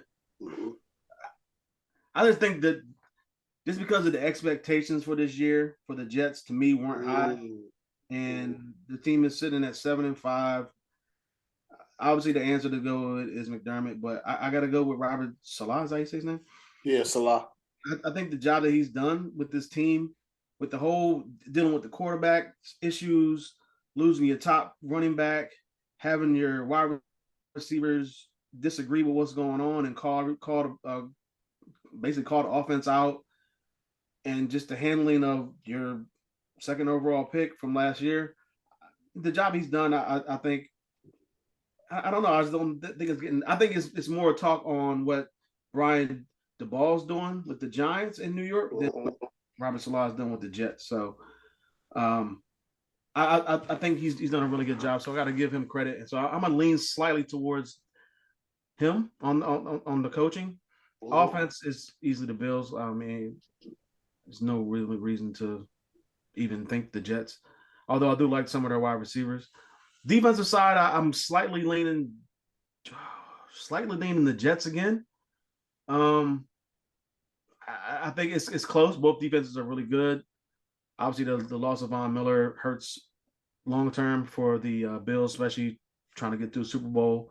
A lot of people saying they can't win the Super Bowl now without Von Miller and all this stuff. So we'll see what happens. I think they have enough talent on that defensive side, though, to get them to the Super Bowl. And the Jets are. I mean, the Jets defense. I looked at it just now. They're top. Yeah, they're legit. Top six. They're six right now in total yards. Yeah, they're legit. That's crazy to me. So and points they're right up there again. So I didn't think the Jets defense was going to be this good this soon. I guess. I knew Robert Salah. I think he was a defensive coach or the 49ers. So I mean, it makes sense, but I just didn't have any faith in the Jets this early in year number 2. But as far as this game goes, I got to go with the Bills. I think they have too much riding on finishing out this season strong. They got the Bengals coming up soon. They got the Dolphins again. So yeah, this is a divisional game. Everybody's talking about how they haven't beaten the Jets this year. So and they don't want to go down 0-2 to the Jets of all teams. So I think they'll be able to pull this out. They're at home. They're almost 10-point favorites. So I got the Bills going 30-17. I don't think it's going to be that close of a game. Even if it is close, I think the Bills pull a late touchdown if the Jets are in striking distance. Okay. All right. Corey, Eagles versus Giants. All right. For this one, the head coach, I got to push. Like Sirianni has done a really good job with this Philly team these 2 years. Brian Dable has done a phenomenal job with the Giants team this year. I think the expectations, kind of with talking about the previous game, the expectations on Dable was that the Giants would be competing for a top 3, top 5 pick and his selection of quarterback for next year. Instead, they're competing for the playoffs. And, Sirianni has developed Jalen Hurts and has the Eagles rolling. So it's really hard. They're, a combined 3 years of head coaching experience, not even at this point. So it's kind of hard for me to pick one way or the other. Offensively, I have to go Philadelphia. That offense is on a roll. Jalen Hurts is playing phenomenal football right now. And that the receiver duo of Smith and AJ Brown is playing as well as any duo in the NFL at this point in time. They're on a roll. We'll see if they can keep it going, see what happens once you get the playoff time. But it's got to go with them right now over any offense in the NFL, really. Defensively, I'm actually going to go New York Giants. Giants defense has been good. I know Phillies has been solid, but yeah, Thibodeau is really good. That was a really good pick for the Giants. He's shown some flashes already, and I think that kid can develop to be an elite edge guy for them. And yeah, I'm gonna go with the Giants there. Overall, I'm honestly surprised that Philly is a touchdown favorite in this game. Um, I maybe the clock has struck midnight on Daniel Jones in this Giants offense at this point. Or they've kind of struggled a little of late. Um, the Giants are more successful this season than anybody thought they would be. But everything about this game points to Philadelphia winning. The Eagles are on a roll. The Giants are coming off a tie of all things. Disappointing outcome against the Commanders. When they face the Commanders again next week in a game that will absolutely probably determine which one of those two teams makes the playoffs. And it's everything logically says Philadelphia is going to win this game. So it makes me tempted to want to take the Giants. But I can't do it. I was wondering, like, all right. So I'm going to go Philadelphia 27-21. Win the game, but not cover. Okay. All right. Craig. All right. Coaching for this game, I got to go with Sirianni just because the ball has like the last 5 games, he's won 1 game, lost 3, and tied 1. So just over that, I mean, the job he's done overall for the season, he's doing a great job. But it just comes down to some of these little things, and they haven't won a division game so far this year. They haven't looked good the last 5 weeks, like I said, and I'm not sure what's going on. Daniel Jones, I knew he wasn't that good, and the defense was pretty much carrying him for the first 7 games of the season, and now it's kind of put up or shut up time, and he's just not putting up at this point. He's not making plays. I also thought that they pretty much waved the white flag with the whole Kadarius Toney. So slap in the face. Yeah. That was a waste. Which I knew it was. I mean, it's just only a matter of time. And also looks like the Kenny Galladay thing too. But I think he's done a great job. But I got to go with Sirianni. The job he's done with the Eagles team. Offense is the Eagles. I don't really need to go into detail about that one. Defense, I'm going with the Eagles as well. I think their defense is second best in the league in terms of yards given up. They're one of the top 10 teams, I believe, in points against. And last week, what they did against the Titans, I mean, although the Titans, when they played the Bengals, they got shut down on the running game as well. But the job he did against the Titans, I mean, when you basically go out there and your team beats another team and you force your GM to get fired because of that game, for the most part, I think that's what it was. I mean, that has to say something about that team. That team, especially their defense, only allowing 10 points, not getting the running game going. This is against a playoff team. They have their struggles every now and then, like the game against the Packers. Like sometimes you have head scratching games like that, but overall, I'm taking the Eagles defense. Like I said, the Giants haven't won a playoff or won a division game so far this season. 0-2-1, I believe, or maybe 0-4-1. Yeah, 1, 2, something like that. Yeah. Whatever, something like that. Yeah, I think you're right. Yeah, 0-2-1. So I mean, this seems like a must-win game, but I think they can afford a loss because next week if they lose, they'll be 7-5 against the 7-5 Commanders in a primetime game, or I think it could be like a winner go home. I'm with Corey. Like I really wanted to take the Giants in this one. I just think that they need this win. They're reeling right now. They're going backwards and looking like the Giants team that I thought was going to start out the season and be not in contention to make the playoffs. And I really want to take the Giants, but because they're at home, but I got to take the Eagles. I wouldn't be surprised if the Giants win this game, but I am taking the Eagles. I'm going 27-20. I think it'll be a close game. It's a division game. the Giants really need this one, but I think the Eagles find a way to pull it out. Yeah, so the coach, I gotta give it to Nick Sirianni, man. He has shocked me and probably a lot of people. He's probably going to get Coach of the Year, I'm assuming, especially they get the number 1 seed. He has them.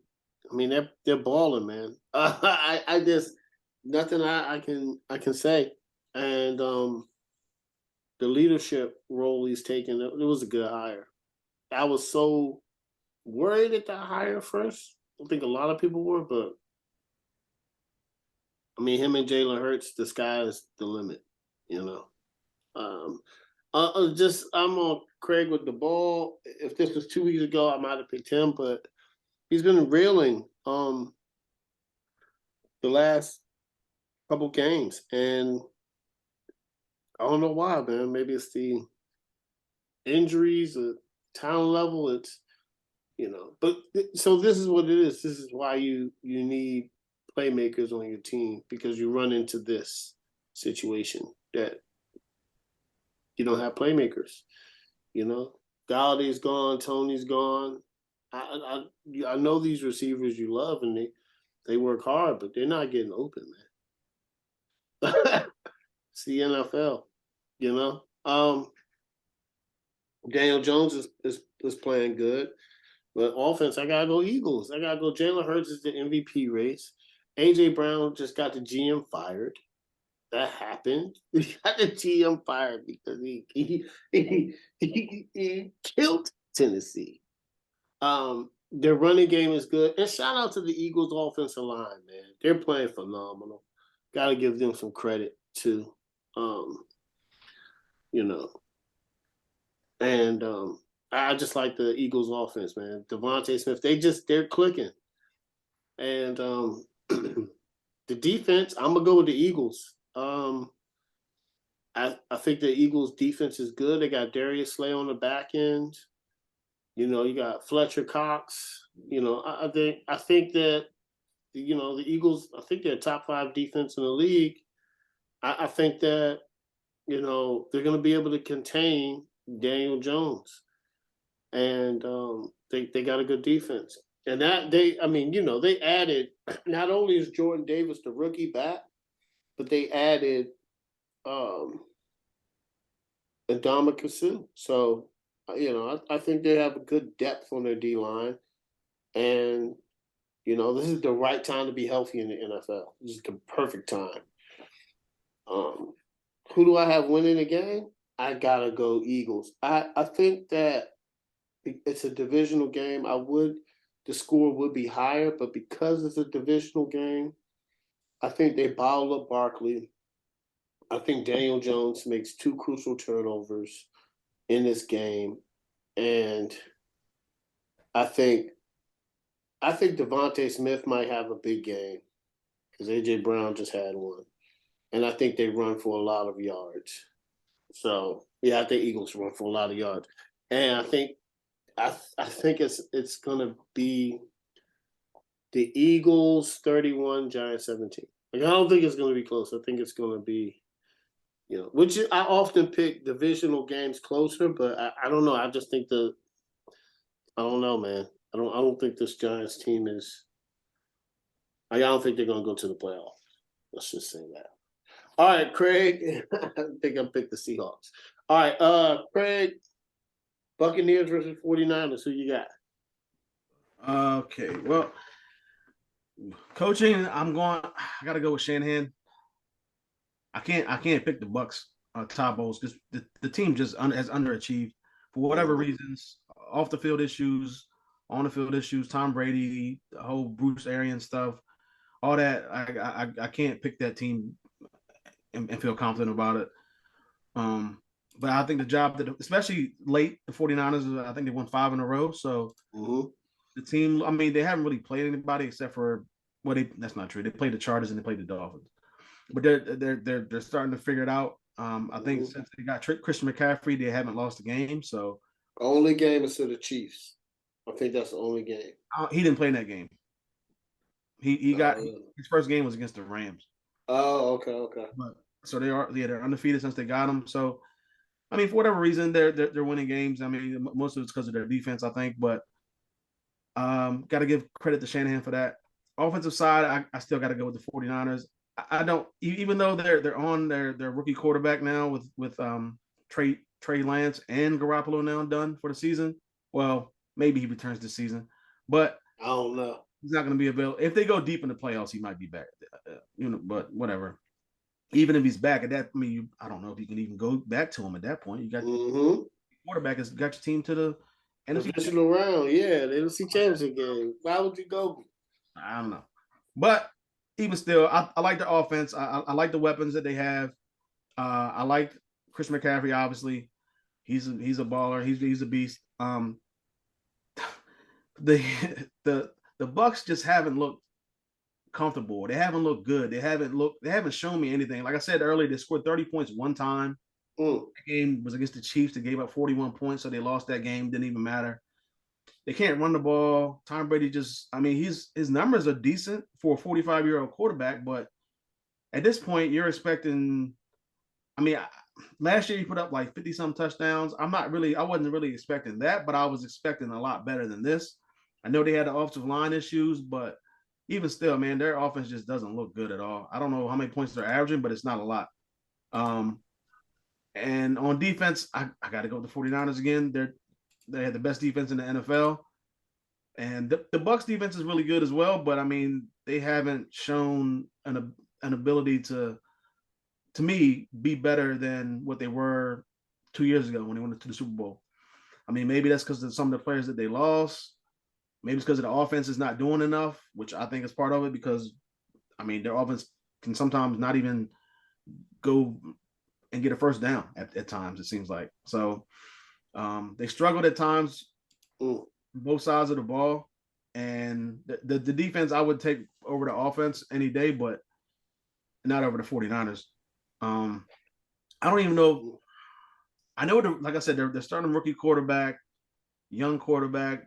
Maybe the Bucs have more tape on them now since they were able to go out and I'm pretty sure they watched some stuff on them. But man, this is a road game. It's a 425 kick. They got to go across the country. I just don't see how the Bucs, especially after last week struggling with the Saints. The week before that, they lost to Jacoby Brissett and the Browns. I mean, I just can't pick them. I can't pick the Bucs in this game. Fortunately for them, they're in a bad division, so even if they lose and go to 6-7, they'll still be in first place. I got the 49ers in this one. I think they have too many playmakers on both sides of the ball, and they're not going to ask what's his name, Purdy, to do too much. And I think he'll be able to make enough plays to beat the Bucs. I think Tom Brady might have a late push in him, but I don't think it's going to be enough. So I'm going 49ers 26-19. All right. Coaching, once again, I gotta go Shanahan.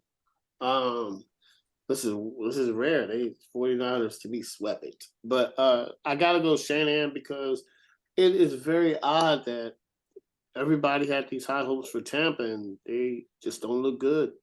Defense looks good. The offense is a wreck, man. So they gotta figure it out. They gotta get on the same page. You know, Brady missing time in camp. You know, Russell Gage hasn't been there. It's just a lot of things that's going on. Bruce Arians is still commenting. Yeah, so it's just a lot. I gotta go Shanahan. You lose Jimmy Garoppolo, you lose Trey Lance, you got Jimmy. You lose Jimmy, you got Purdy, and you're winning. So the way that this team is built, they look like they're about to go on a. I mean, they look like they're about to be good for a while. Offense, I gotta go 49ers. I mean, listen, Christian McCaffrey, Deebo Samuel, Brandon Ayuk, and George Kittle. Plus a good offensive line and a great left tackle with Trent Williams. It's no contest. Tampa Bay's offense is bad. Their offense is bad, man. And I just I mean, they're averaging. Tampa Bay is averaging. I'm about to tell you how many points right now. 18 points a game. That's not good, man. It's not good. It's not good at all. It's that's non-sustainable. Um, defense, I'm gonna go 49ers. Is they are man, Bosa, Fred Warner. I mean, they got playmakers at every level. Every level. Man, and they're fast and they're good. And I think they're gonna make a statement. I think this game, Tom Brady's not gonna be able to dink and dunk. He's gonna get hit. Unfortunately, he's not gonna have a Brady type game. And I think that the 49ers defense gets a couple turnovers. I think they run the ball good. And unfortunately, they don't have film on Purdy. I think this is 31-17, 49ers. I don't think it's close at all. The Bucs are going to be right where their average is.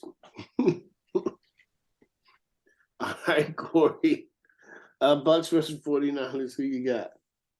Yeah, this one kind of surprised me once I got looking at it, how one-sided it ended up going. Yeah. Coaching, obviously going with Shanahan. No, it's I know he's well respected, but it's looking like spacing on the Bucs head coach. Eyeballs. Bravo. Thank you. It's looking like Bowles maybe one of those guys. It's a great coordinator, not a great head coach.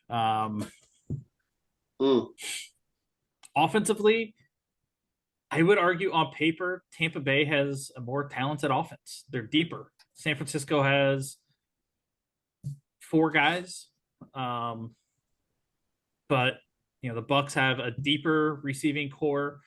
They've got a decent offensive line. They've got a future Hall of Fame quarterback, and the 49ers are running out the last pick in the draft last year. And I'm still going with San Francisco because I'm taking the scheme because, as touched on earlier, the Bucs offense has just been bad. Defensively, taking San Francisco, they've got they've got Bosa, Warner, they've got the impact players. They're playing well, and it's the Tampa's defense is playing good football. Tampa's defense has kept them in all of these games. The 49ers defense is better. So overall, honestly, with a guy like Brock Purdy under center, this is a game that Tampa Bay should win easily. You have a veteran, good defense going up against an inexperienced rookie.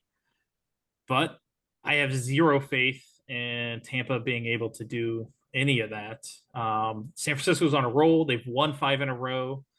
And right now it's hard to pick against them, against anyone, let alone a Tampa team that's had its struggles. So I'm going to go San Francisco 24-16. Man, I thought it was, when I started looking at it, I was like, golly, Tampa's this bad. Brady's going to be out, man. That kid is going to be. All right, last game of the night, Dolphins versus the Chargers. Head coach, I have to go Mike McDaniels, who's done a phenomenal job this year. And it's one thing that I heard about how Mike Daniels is. He's very innovative. And even though they lost to the 49ers, I get that, right? But when Mike McDaniels first got to Miami, he showed Tua a tape and was like, this is how great you are. And that gave Tua so much confidence because he's hearing the things about Brady. He's not getting along with his head coach. It's just, rumors said he wanted Herbert or Burrow over Tua. The Ryan Fitzpatrick situation. I just think that Mike McDaniels finally has belief in him. And I think that's huge for a young quarterback. and I got to give Mike McDaniels his props. He has this running, you know. Once again, from that wonderful, glorious Shanahan tree. So, the offense, I like the Chargers offense. They're not healthy. Gotta go with the Dolphins offense. Not only do they have, I think they have, their running backs aren't as good as Eckler, right? Is Tua better than Herbert right now? Yes. And they have Tyreek Hill, who's leading the NFL in receiving yards, and they have Jalen Waddle, who's I think in the top 10 as well. And they have a great tight end, so I'm gonna have to lean towards the Dolphins in this matchup. Defense, I'm gonna lean towards the Dolphins again, but only because I just haven't seen what I wanted to see from the Chargers this season, who I thought their defense was going to be excellent. And I had them finishing with a high record, but, even I'll say this again, even though they're decimated on the defensive side of the ball, Brandon Staley is a defensive-minded head coach. That's one area they should be good in. And we would be having a totally different conversation if the Chargers were top 3 in defense, and they would be probably 8-3 or 8-4. But they're 6-6 and going the wrong way because they don't have a good defense. So I got to go with the Dolphins. Who wins this game? I think this is going to be. I'm glad they flexed it. I think this is going to be a phenomenal game. That's one thing about the Chargers is they do play everybody close. I think it's going to be a shootout, and I'm going to go big. I think it's 28-31 Dolphins. I think this is going to be it's going to be a good game. Corey, Dolphins versus Chargers, who you got? Coaching, I'm with you, Mike McDaniel. I'm a huge fan of his in just one year as a coach. He's proven to be a really, really good offensive mind, and he is great on camera. He's a phenomenal interview to listen to. Really funny guy, and I think that's something that really resonates with his guys in the locker room. Mm-hmm. I said one of the Denver reporters that I follow threw out McDaniel's name as a head coaching candidate very early last season. Mm-hmm. And as the year went on, as he was OC, he started getting in front of cameras more, getting talked to more, and you really saw why. And it sounds like the players in that locker room absolutely loved him. Mm-hmm. So a phenomenal hire by the Dolphins. And I would go McDaniel, not just because Staley is probably getting fired after this season, but I'm a really big fan of what McDaniel's doing, and I think he's a really good coach. Mm-hmm. Offensively, I'm going Miami. I will say fully healthy. I think I would take the Chargers. Yeah. So I think Herbert's a better quarterback. The Dolphins probably have a better receiving duo, but the Chargers have a better running back. And but they're not. Williams and Allen are both still. Huh? It would almost be a push if they were healthy. Yeah, it would be really close. Yeah. But the Chargers receivers aren't healthy, so I'm taking Miami. I know Tua has been on the injury report. I think he was limited in practice today, but still going Miami. Defensively, I'm going Miami as well. I think Miami's defense has been playing pretty well. I know it sucks for the Chargers to go out and make the big splash move, go get Khalil Mack, and then have the guy that he was supposed to be paired with to destroy defenses get hurt for most of the season. But I'm gonna take Miami there. Overall, the Dolphins are a team that have beat up on the teams that they should, and they've lost to the good teams they played. The thing is, I'm not sure where the Chargers fall in that. I don't know if they're a team that the Dolphins should beat up on or if the Chargers actually are a good football team. I know injuries, as I mentioned, have derailed the Chargers season a bit, but this is kind of a must-win game for the Chargers. You know, if they don't win this, their playoff hopes get a little dicey, and that's also kind of why I'm not sure that they will win this game. Ooh.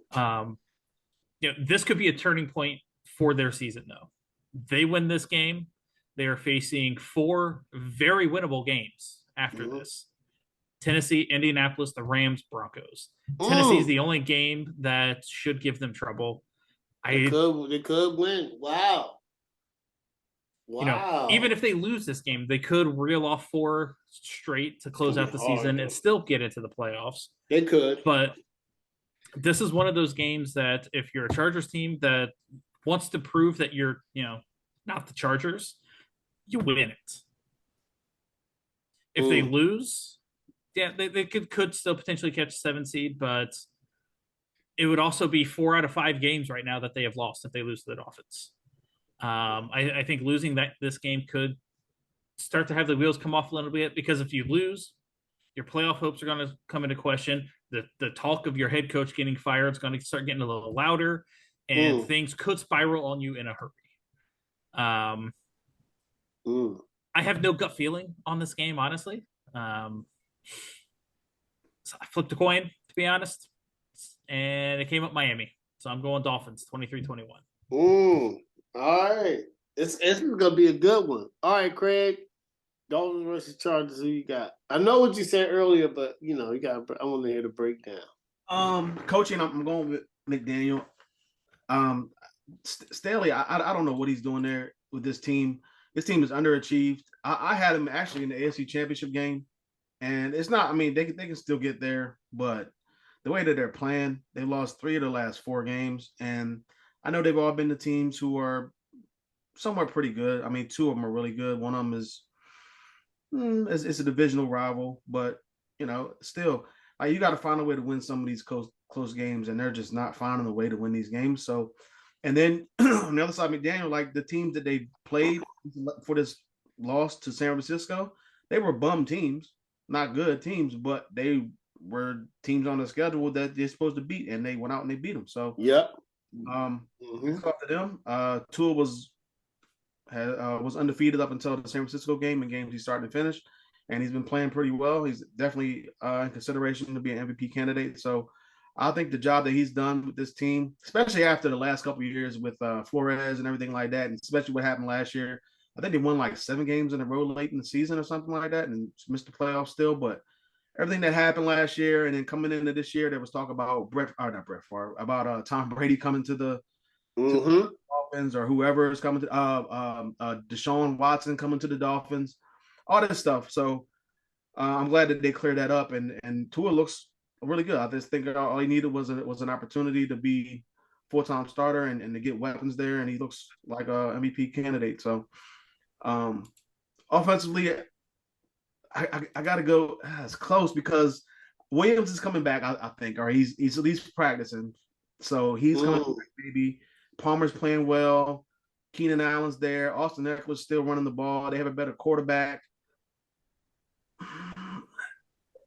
The running game is better to me, even though I do like Wilson who played with San Francisco, and Mostert. He's solid as well.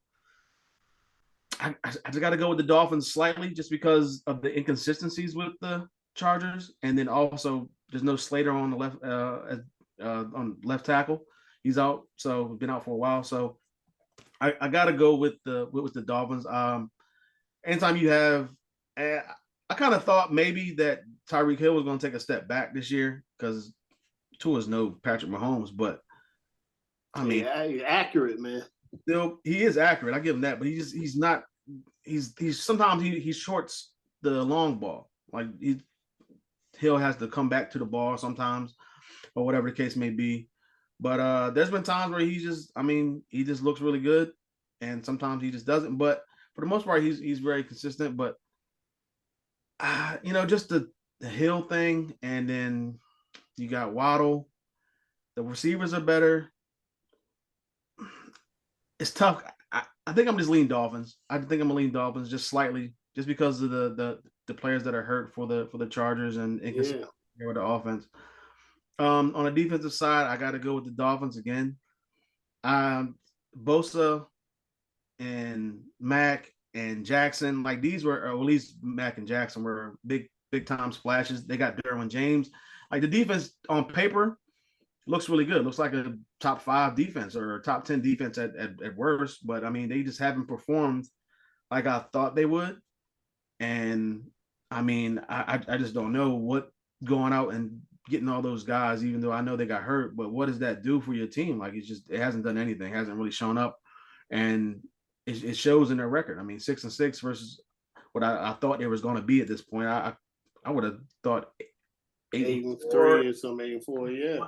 9-3 at this point. Like I said, I had them in the AFC Championship game. I thought they were going to win the division, and they just struggled. Some of these losses are head scratchers, like the Jacksonville game and the Raiders game, the Seahawks game. Like these are games they should win. I would have, and they're I don't know, man, just haven't been consistent enough. But these next 3 games for the this last week for the Dolphins, the 49ers, at the Chargers, and then at the Bills, all 3 road games. This is going to be a tough stretch for them, and it showed last week. I think it's going to show again this week. I think the Chargers are in what must-win mode. Like Corey said, I don't think they. Then again, I really don't think that. I think if they could lose this game here, fall to 6-7, and then win the last 4 games to finish 10-7. But I don't think you want to put yourself in that situation because the Jets are still there. The Raiders are coming along. Yeah. You don't really want to start losing these games and you have to rely on other teams trying to play catch. And now you're playing catch up, or you have to rely on them to lose games. So same position like last year. Pretty much. I got to go with the Chargers, man. I'm sticking with them. If they lose this game, though, I think this could be. I don't know, man. If they lose this game and next week's game, at least I got to. Who do the Chargers have left? Home to the Dolphins, home to the Titans, then at the Colts, home to the Rams, and at the Broncos. Even still, like I think the Colts are no. I mean, they're still putting in work, causing teams to play close games. The Broncos are causing teams to play close games. The defense is that good. That Titans are it's going to be important. The Rams game is probably going to be an easy one. The Titans game is at home, but it could be a tough one. And then you got the Dolphins game. So I mean, if they win this and they win the Titans, they're almost set. I mean, they still need some help because if the Jets went out, then the Jets are. I mean, I think the Jets are right now 7. I think the Jets will be in. They still need help, but I mean, it'll look a little bit better, maybe for Staley's job. But I don't know about that one. But I'm going with the Chargers, 34 to 30. I think it's going to be a high scoring game. Maybe not that high, but I got ambitions here and fantasy implications. So I think the Chargers need this game a lot more than the Dolphins do, and they got to find a way to win it, especially after last week's loss. So, yeah, that's interesting because the Jets' remaining schedule. They have if they lose to Buffalo, they got Detroit, which is no walkover. Not anymore. They got Jacksonville, that's winnable. Then they got at Seattle and at Miami. I don't know, man. What's their record? 7. The Jets are losing another game or 2. The Jets are going to lose to the Bills. I don't think they lose to the Dolphins at least. Yep, and then you got and potentially Seattle, and probably the Seahawks too. 4, yeah, they ended the season with 4 of 6 on the road. So, and you got the Bengals. And the Lions game, like you said, is no slouch.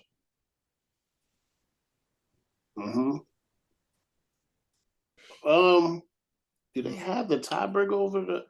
Did the Raiders beat them twice? The Raiders? Yeah. The Chargers?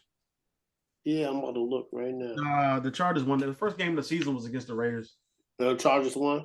Chargers won a close one or something. I don't remember, but I had to look it up. Because the Raiders are still in the hunt, which is... Yeah, they beat them by 5 first game of the season. It's interesting.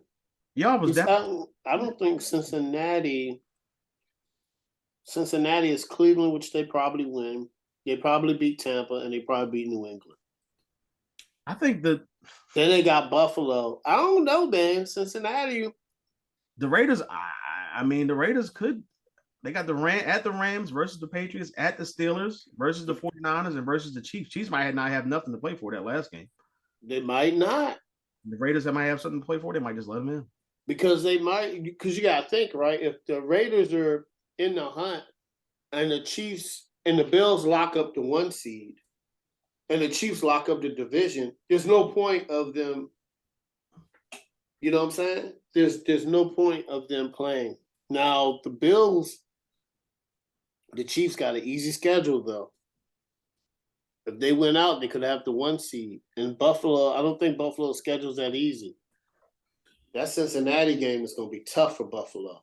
Well, Buffalo got the Jets and the Dolphins at least.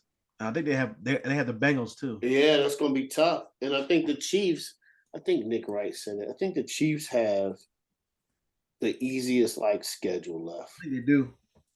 Yeah, they got Denver, Houston, Seattle, Denver, and Las Vegas. But they need the Bills to lose one more game. They need the Bills to lose.